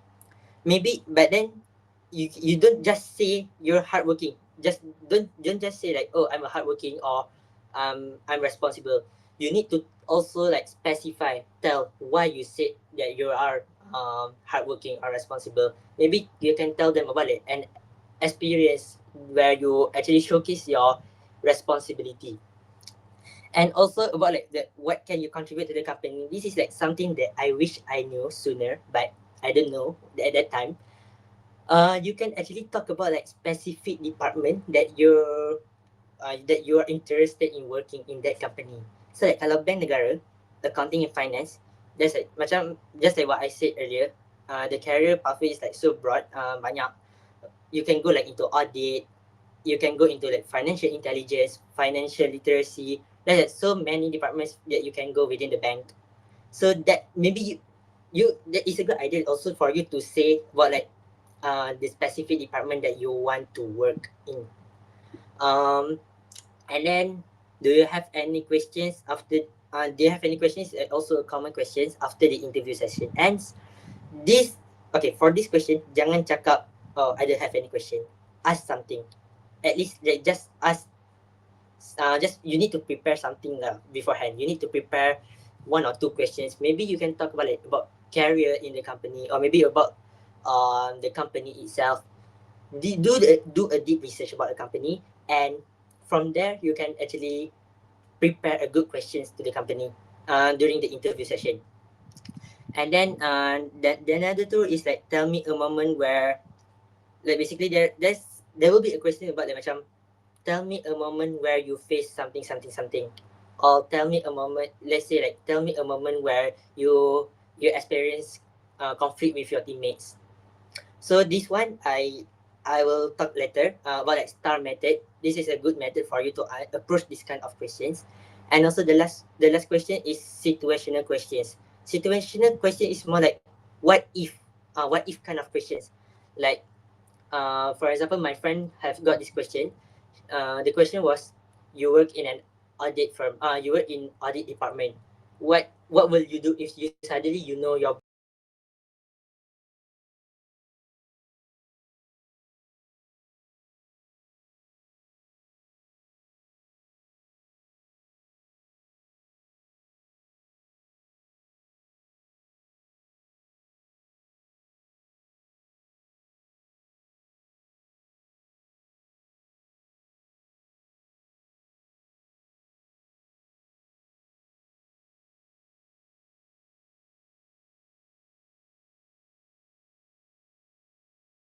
Recording is on. suddenly you macam tak tahu nak cakap apa.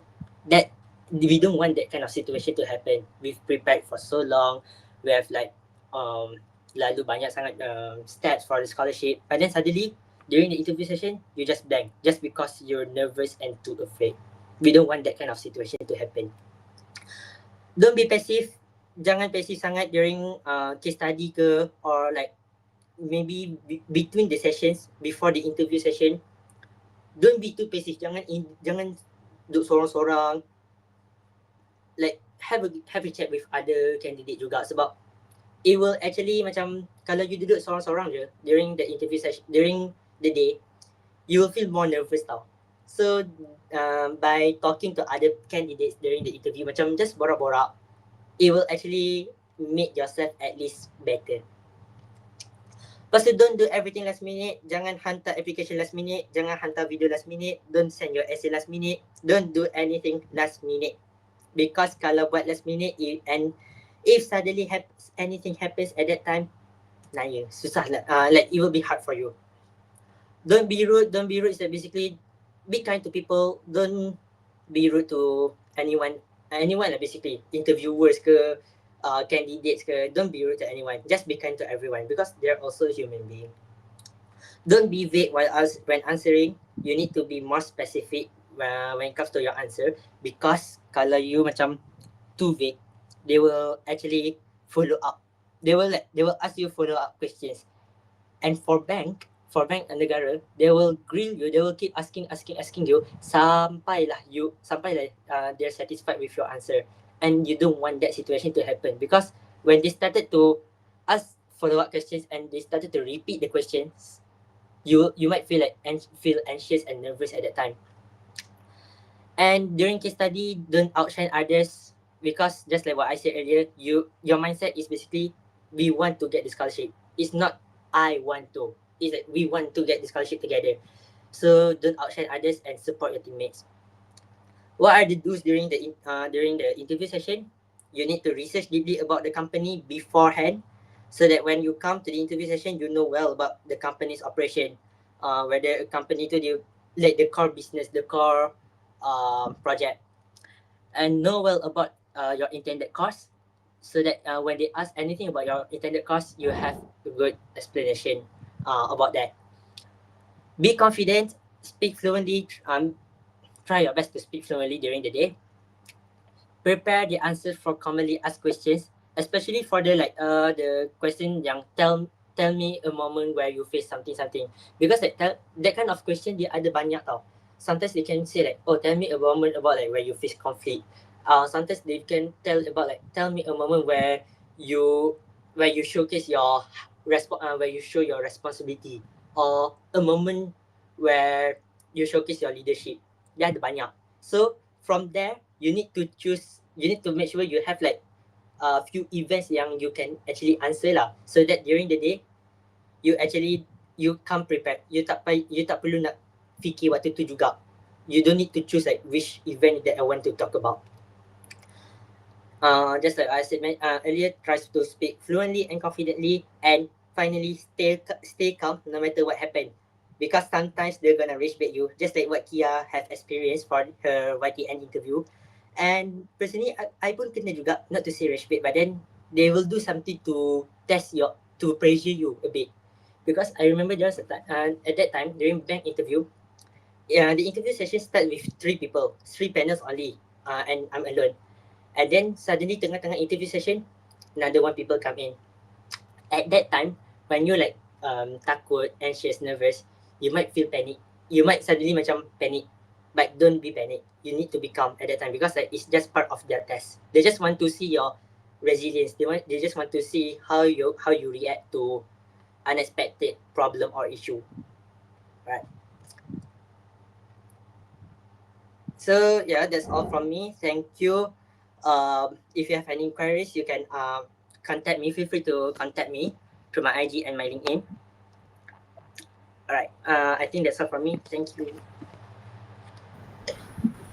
Thank you so much, Firas, for the practical and also empowering sharing. Um, Before we proceed, our Q&A session will begin after the last speaker. So if you guys have any question, you can wait first. And then when we open the Q&A session, then you can send out your question, yeah? Okay, so last but not least, we have Muhammad Adif Adam bin Wahab. Adif is a proud Bank Negara Malaysia scholar who is currently taking A levels in KYUEM. He will be sharing his final perspective on the application and interview process, including lessons learned, mistakes to avoid, and tips that he found the most helpful throughout his journey. So please welcome Adif. So Assalamualaikum everyone. My name is Adam. So before we begin, I'd like to introduce myself. So next slide please. So about me, my name is Adif Adam, but a lot of people call me Pingo, and that's my high school nickname up until now. I'm a Bank Negara Malaysia Kijang scholar. I took my SPM exam in College Yayasan Saat Melaka.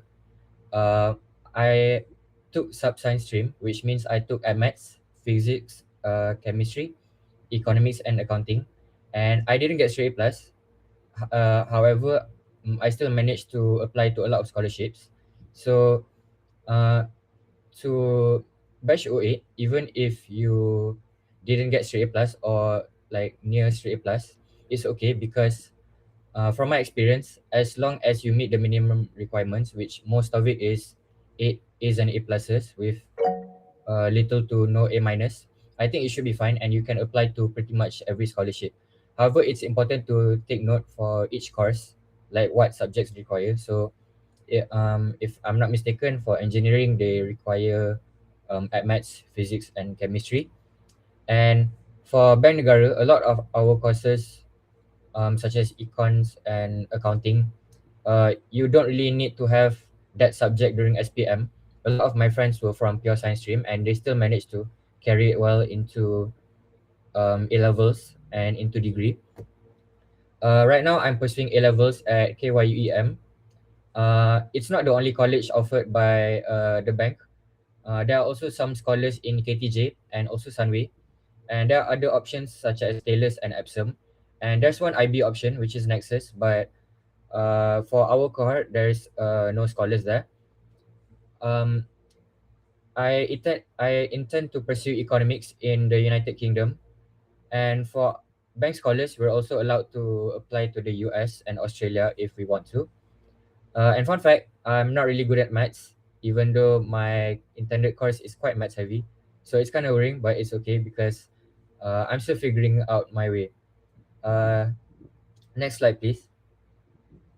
So I applied to a lot of scholarships after my SPM because my SPM results were quite surprising, and I got a lot of tips from my friends and seniors from the previous year, and they just asked me to apply to pretty much every scholarship there is as long as your results pass. So I applied to 13, which is on the screen here, and I was mainly targeting Petronas, Bank Negara, and PNB because they offered the course that I really wanted, and I felt like my mission aligned with their vision. Next slide. However, I only made it to 3 interviews. I got stuck on applications and personality tests for the other 10 scholarship applications. And during my interviews, I met a lot of amazing people. some of them who I still keep in contact to today, and some of them who are in KY with me under different scholarships. And one thing about scholarship season is that you you should make new friends and connections with the people you meet, because one day either you or all these people will be very successful people in the future, and it's best that you keep contacting them for future opportunities. So out of the three interviews, I managed to pass two of them, which is Bank Negara and YTP Mara. Unfortunately, I didn't pass Yayasan Terengganu, but that's okay. And after all, it was my first interview, so I don't think I really um, performed well to my expectations. So next slide.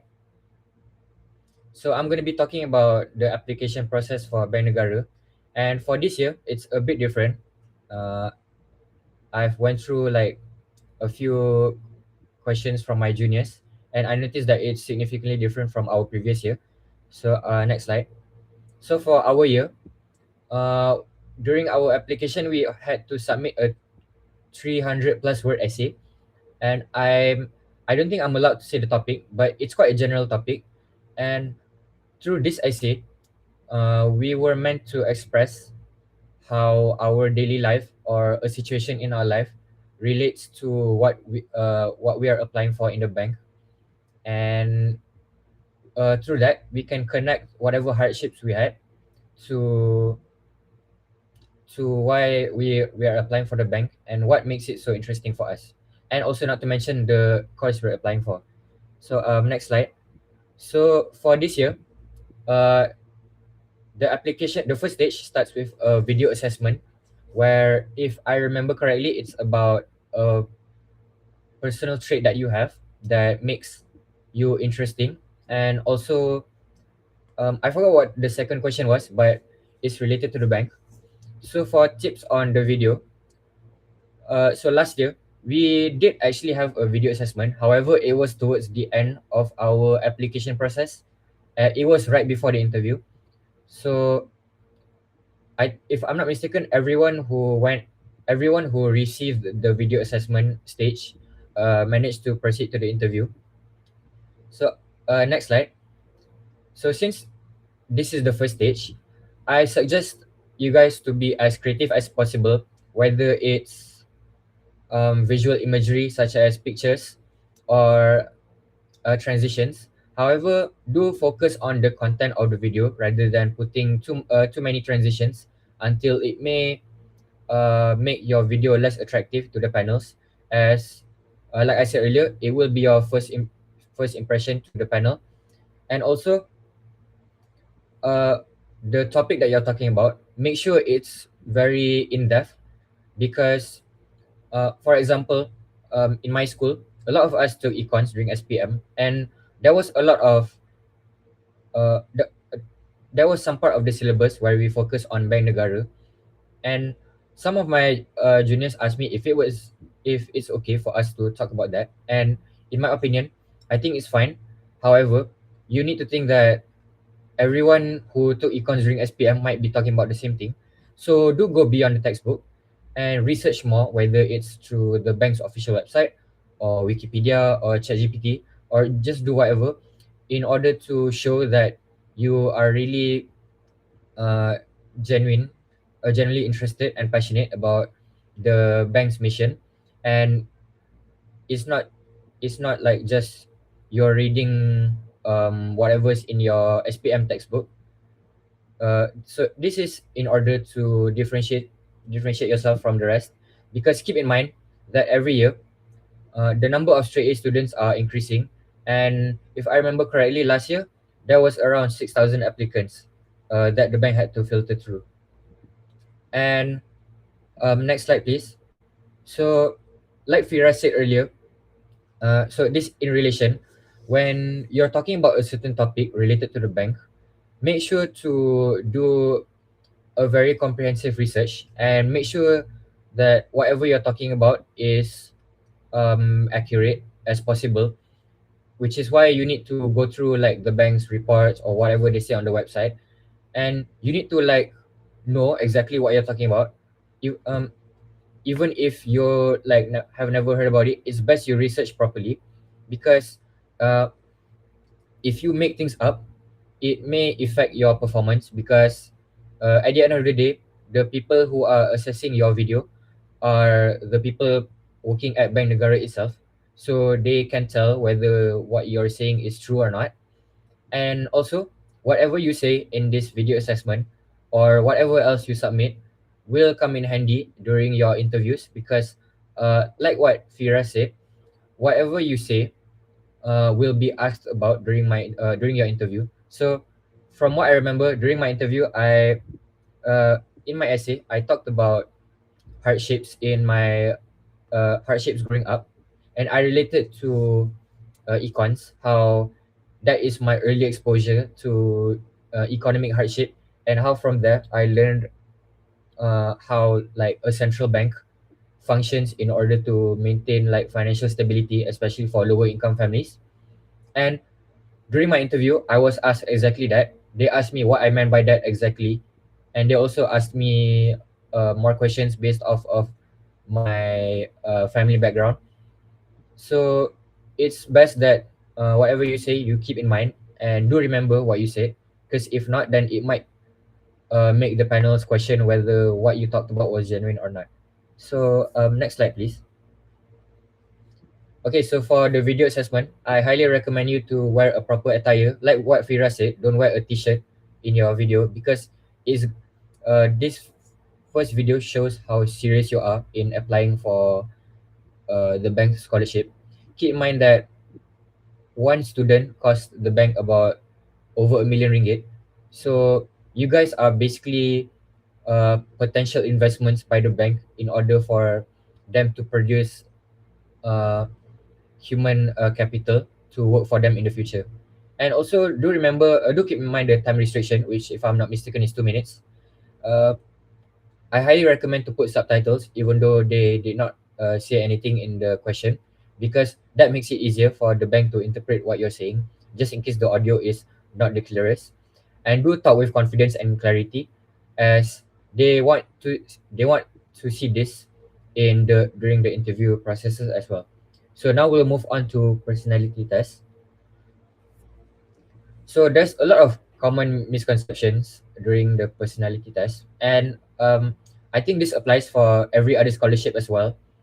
A lot of candidates actually get stuck here, and this is where I got stuck for most of my scholarship applications, and I learned from my lessons before doing the bank's personality test.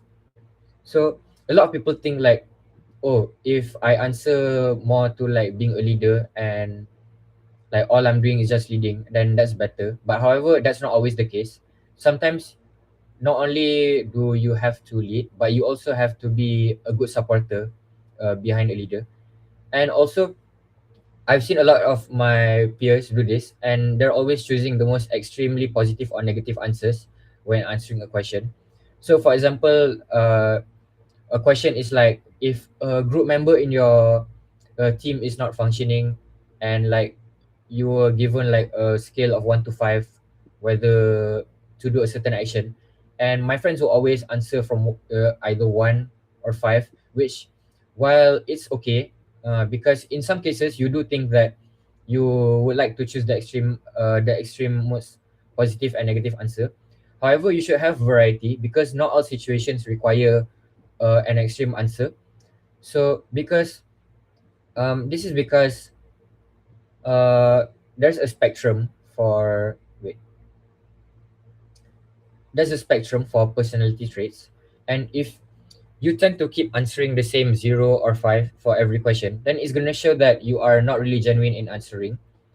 And also, take note that there is no such thing as right or wrong answers in a personality test. So, like what Firas mentioned earlier, there may be questions like, "Oh, I've never lied before," which actually you don't have to answer you've never lied before, because I think we all know that we've probably lied at some point in our life. It's okay to be honest, because at the end of the day, the bank is not looking for somebody perfect, somebody who's 100% like the scholar. There's no ideal personality.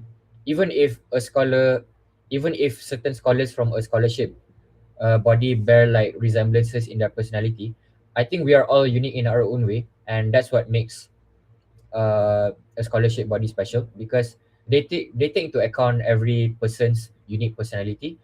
And also, I'd like to remind that you shouldn't be somebody that you're not. So, for example, I'm somebody who's quite reserved. Actually, I tend to only start being more social if I am prompted to, and I feel like I'm comfortable. However, if I'm in a new environment, I tend to take uh much longer time to blend in, and that's fine, because when you answer those type of questions during the personality test, the bank is quite okay, because uh even though they're measuring your adaptability, they also see if you're strong in other aspects as well, which makes it okay if you like in certain areas. Um, wait. So there's one question: if do all scholarships have their own test or they use the same test? So from what I remember last year, Petronas and another body had the same test. Like they use the same website. And for a bank, I remember for last year, I'm not sure about this year, but for last year it was the exact same as Yayasan Kazana. So I did both. I did the Yayasan Kazana test first, and honestly, it was kind of a shock because I've never seen like the type of questions before. But after doing that, I realized like, oh, what I could have done better. So during the bank's personality test, I made sure to answer better. And also, you shouldn't hide your weaknesses, because the bank is, like I said earlier, the bank is not for somebody perfect, and everyone has their own strengths and weaknesses. And during your interview, they'll always test you on what exactly is your weakness, and how exactly do you grow from it, and how do you overcome it. So don't hide it, because if not, then there's not really much you can talk about in your interview other than your strengths. So next slide. So I think we can move on to case study. So I think Firas has mentioned this earlier, but if you make it to this stage of the application, you'll have a 2-day 1 night stay at the bank's headquarters, and you'll have the interview at the conference building itself. So before your individual interview, you'll have a case study, and you'll be met with a group of 8 or 9 people. And so when you meet all these people, you'll have an ice breaking session. And what I can say from my experience is that it's gonna be scary. There's gonna be more than 150 people from all kinds of SBPs and SMKs and MRSMs, whether it's MCKK, TKC, or TGB. So don't be afraid if you feel inferior, because I think everyone there, no matter what school they were from, no matter whether they were head boy, head girl, a prefect, or just a normal student, I think everyone feels the same. Everyone feels just as inferior, because there's so many amazing people around you. However, I feel like this is an opportunity to like connect with all these people, because knowing all my friends, because some of the people I met during my interview, even if they didn't get the scholarship itself, they got other scholarships, and at the end we still met in KY. And I'm friends with a lot of these people, and it's genuinely nice to have these kind of friends who push you to do better in order to be a better person holistically. So during the case studies, I think Firas has mentioned enough about what happens exactly.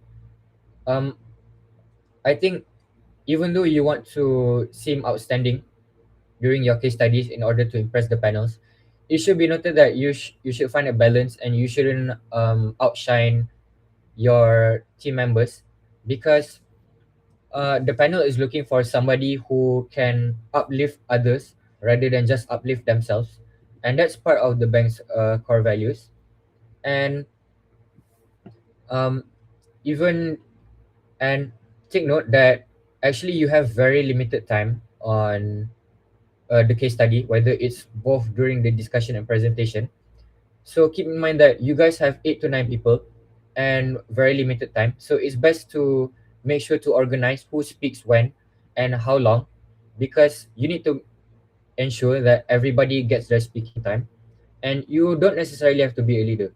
As long as you know what you are talking about and your points contribute effectively to the problem you're solving during the case study, it should be enough for the panel to evaluate you.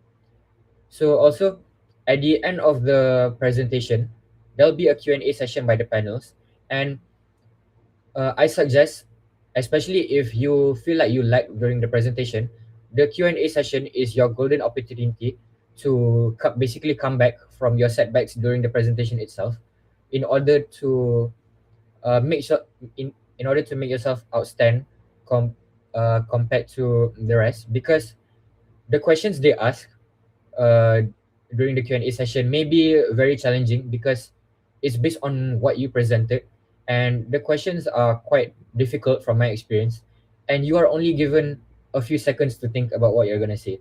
So if you're able to take the chance to answer these questions, then it's going to show that you are somebody who can think logically of a very effective answer, and that may increase your chances. So now I would like to move to the interview part. So this is basically the main part, and this is what determines whether you get the scholarship or not. So there's three key aspects, and that which is the bank, yourself, and your intended course. So first, I'll talk about the bank. So basically, I think this is common sense, but I think it's best to have a lot of knowledge about the bank, which can be found through the official website. Actually, during my application last year, I spent a lot of my time just reading their website. I read their annual reports and how they executed certain policies. And what what I like about the bank is that they post a lot of these reports for the public to read, and it's best that you read directly from their sources, because if you were to compare like by reading from social media or ChatGPT, it may be biased. So it's best to read from the direct source itself, and it's not necessary to like memorize everything. Like I don't have to like remember what the OPR was last year or what was the third governor, but it's best to like read up on all of that. So just in case they ask, it's it's something that you can answer during the interview, because during the interview there may be like surprise questions. Because I remember one of my seniors said he got a question where like they asked him like who was like the longest serving governor, and to whoever like may not have read who, then they already like lost a question there. So do read up enough general knowledge, but not too much, because it may disturb your other preparations. And do read about current domestic and global issues, and also past issues. So like for example, last year I talked about since my interview was during May, I talked about the recent resignation of Rafizi Ramli as economics minister, and I guess it was a more like niche issue, even though because during that time I think a lot of people were talking about what Trump was doing towards the economy of like other countries, like uh, im- imposing like crazy tariffs, and I felt like if I talked about that and I couldn't explain it well, then I would just be the same as like other candidates. So I managed to focus on something that people may not talk about, which is the resignation of a few ministers, which is related to the economy. And now we'll move on to another key aspect, which is yourself. So this is something I learned from my first interview at Yayasan Terengganu. I realized that I was not really being genuine. I was being like somebody I watch like, oh, how do I ace a scholarship interview, because when you're trying to be somebody you're not, it's kind of easy for the panel to like tell that you're not being genuine, and it may make them question whether you are doing this like for the love of the game, or you're being genuine, or you just like trying to find a way to pass. So for me, as somebody who's like reserved and a bit introverted, it's okay to show that to the panel, because they'll understand, because everyone certainly has their strong points and weak points anywhere. And also, um bring a good character whether you're outside or inside the interview room, because like what Firas mentioned earlier, during our stay at Sasani Kijang, we actually had lunch with our panels. We didn't know actually at the time. We didn't know that they were gonna be the ones interviewing us, and it was during that time where we had the chance to like ask questions about the bank, or like some of its policies whether were unclear, or we could also ask like what what the panels were like working for, like working as in the bank. So some of them were working as HR or a senior economist. So from over the lunch table conversations, I managed to learn more about the bank in just that short 1 hour, and a lot of it was useful for me in my interview. And my interview was just an hour after the after our lunch, so a lot of it was still fresh in my mind, and I was able to use it effectively to demonstrate my understanding about what the bank does. And also, there will be competence based questions, so they'll give you situations about like what's happening, like if you were like the head of a team and one of your colleagues is not working well, and they will ask you what exactly would you do in order to solve that problem.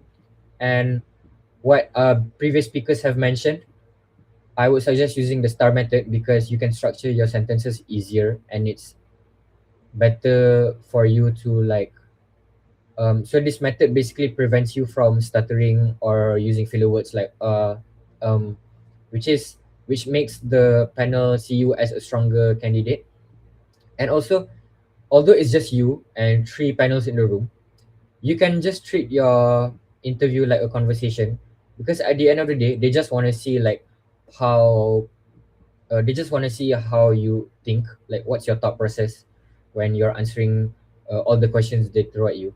They don't want to see like they, d- they don't really like to see nervous candidates, like I if you were like just frozen solid there and all that was moving was your mouth and you're stuttering a lot, then it may show you as a weak candidate. So before entering the room, just put in like the mindset that, oh, you're just going to go in for a regular conversation with a lot of people from Bank Negara, and you just want to like demonstrate how you understand the bank and what makes you so intrigued about it. So we can move to the next slide, which is about the course itself.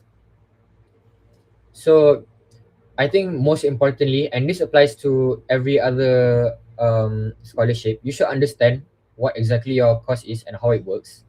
And you should know, like by now you should know like why are you applying exactly for that course, whether it's pure passion, or this is what you've been reading about since you were a child, or maybe it's something you learned in school, or maybe your parents work in this sector. And by demonstrating how exactly you understand it, and by showing like by showing that you really are interested in your intended course, it shows the bank that you're applying out of pure passion instead of just like, oh, I'm applying actually because my parents asked me to, or because I don't want to do engineering. So you should definitely read up about it, and there are plenty of sources on Google or anywhere to learn about these courses. So for bank, we have econs, accounting and finance, law, data science, computer science, and actuarial science.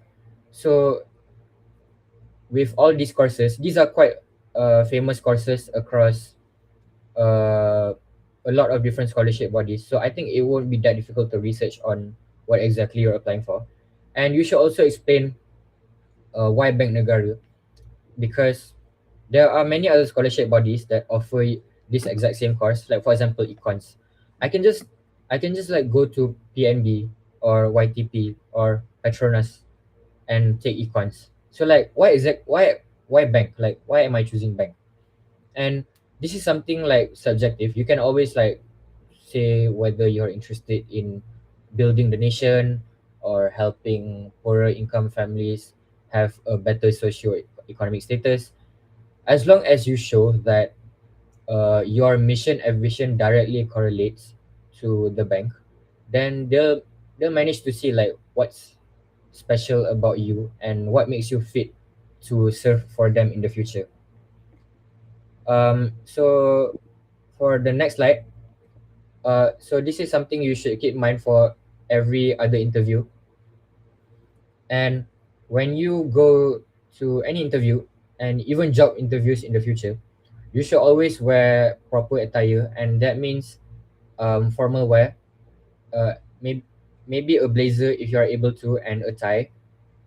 Do make sure your outfit is neat and tidy. So like basics such as like ironing your slacks, polishing your shoes, tying your shoes properly, making sure your hair is not messy or too long, because all of that shows the panel like how you are as a person.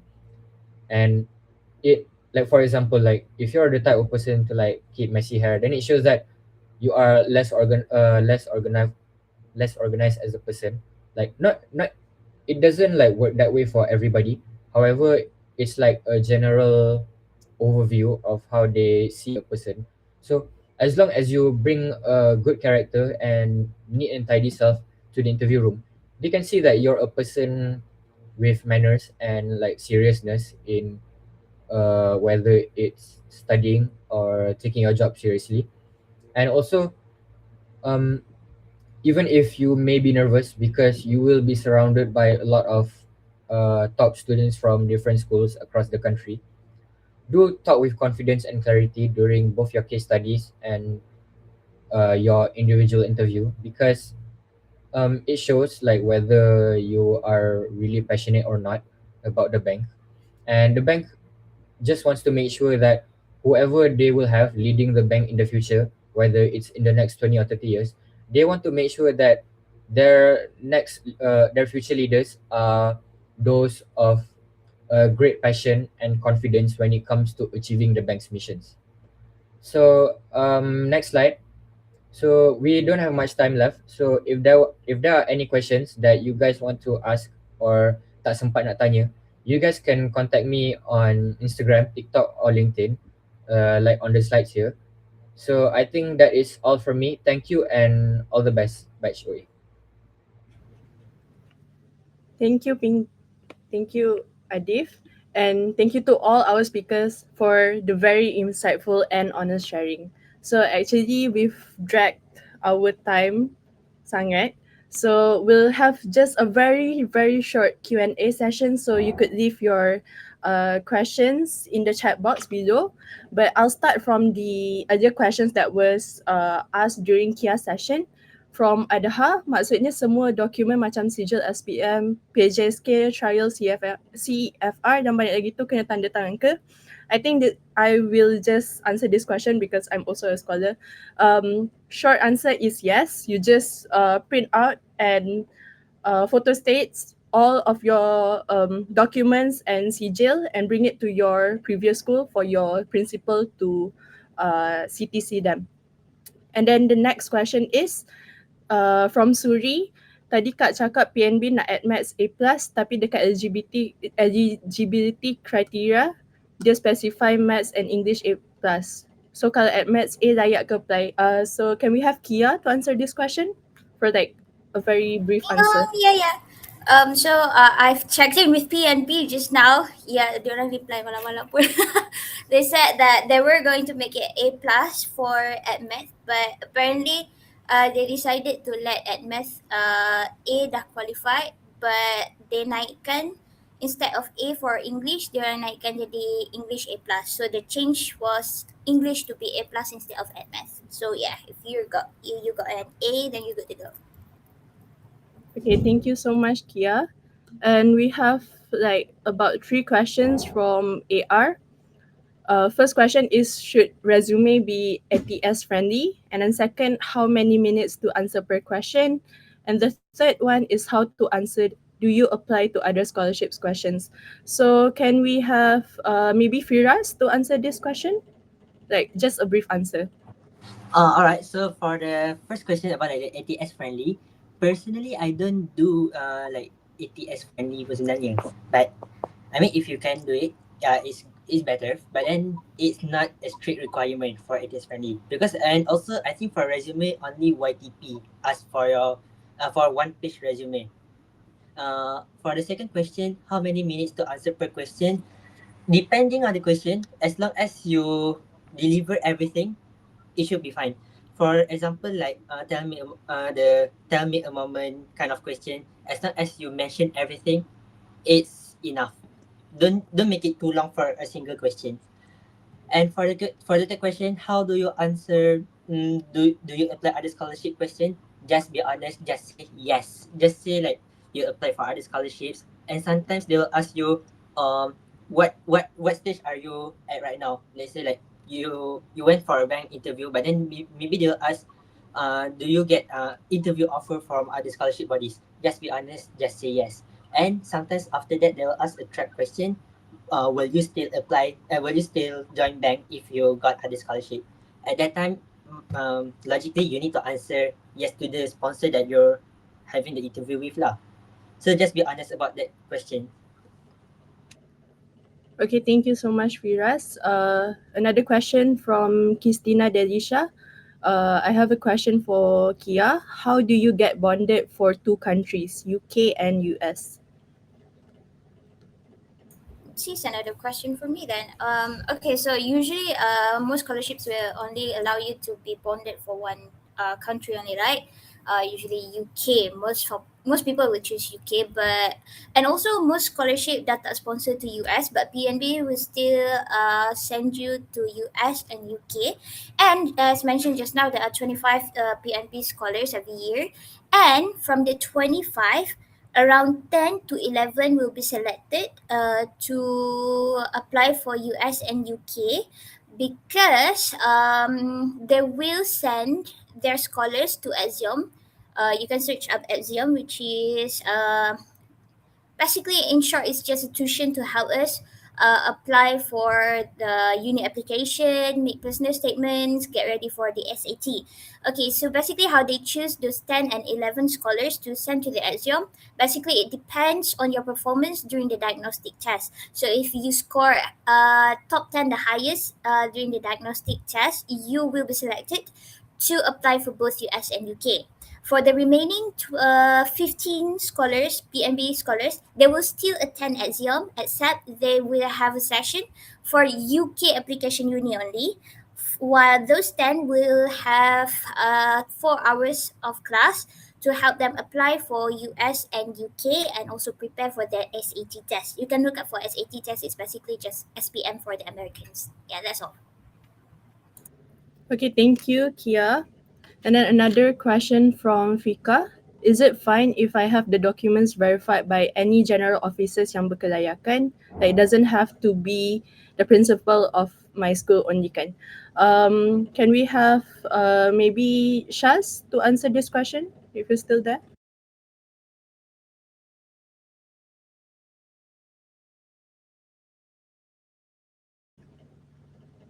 Or Bingo, if you're still here, can you answer this question? Sorry, what was the question?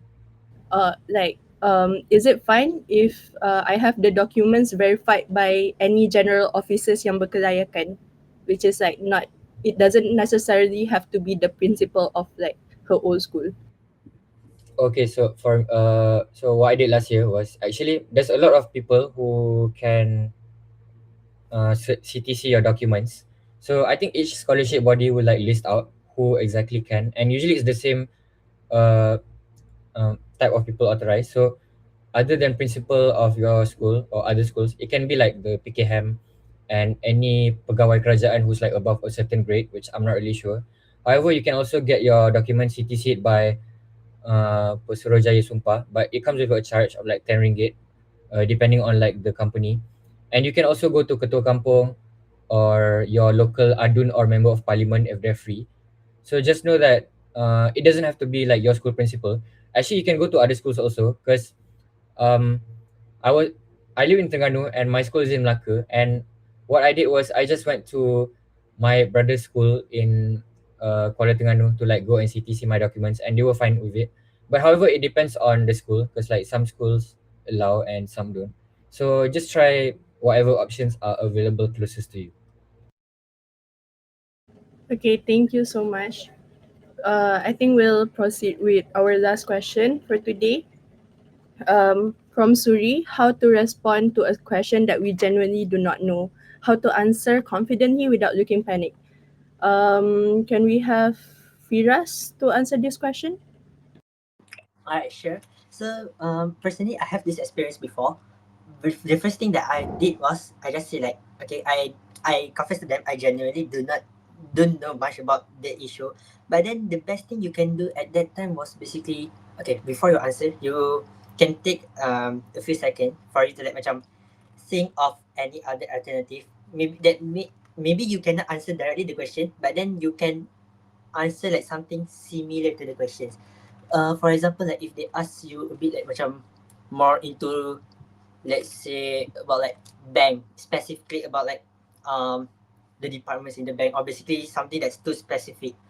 Maybe you don't know this that specific answer, but then you know something similar to that, so you can also use that to answer the questions. And yeah, but then basically just say that you just confess to them that you don't know that, just so that they have a heads up. Maybe macam kalau they see you like macam agak tak tahu nak jawab tu, at least they know lah that you actually don't know. But then just like what I said mentioned earlier, at least you, if you know something macam similar or alternative, you can use that also to answer. And just try your best to be calm at that time. Don't be panic. Yes, thank you. Okay, thank you so much, Firas. I think we could conclude our session for today. But before we conclude our session, I would like for all the speakers to open up their cameras for a very short photography session. So please open up your camera, guys. And anyone who wants to like join the photography session could also open their cameras.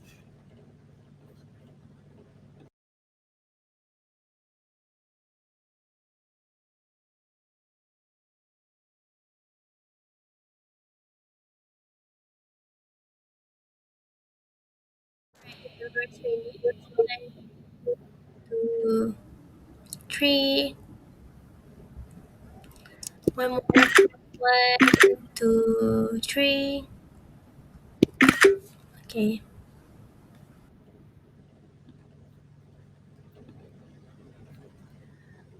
Okay, thank you so much, everyone. As we come to the end, we would like to thank all of our speakers for sharing their experiences and practical advice. So, from understanding how to present yourself on paper to expressing your thoughts confidently during interviews, today's session has equipped us with so many valuable tools for the scholarship journey.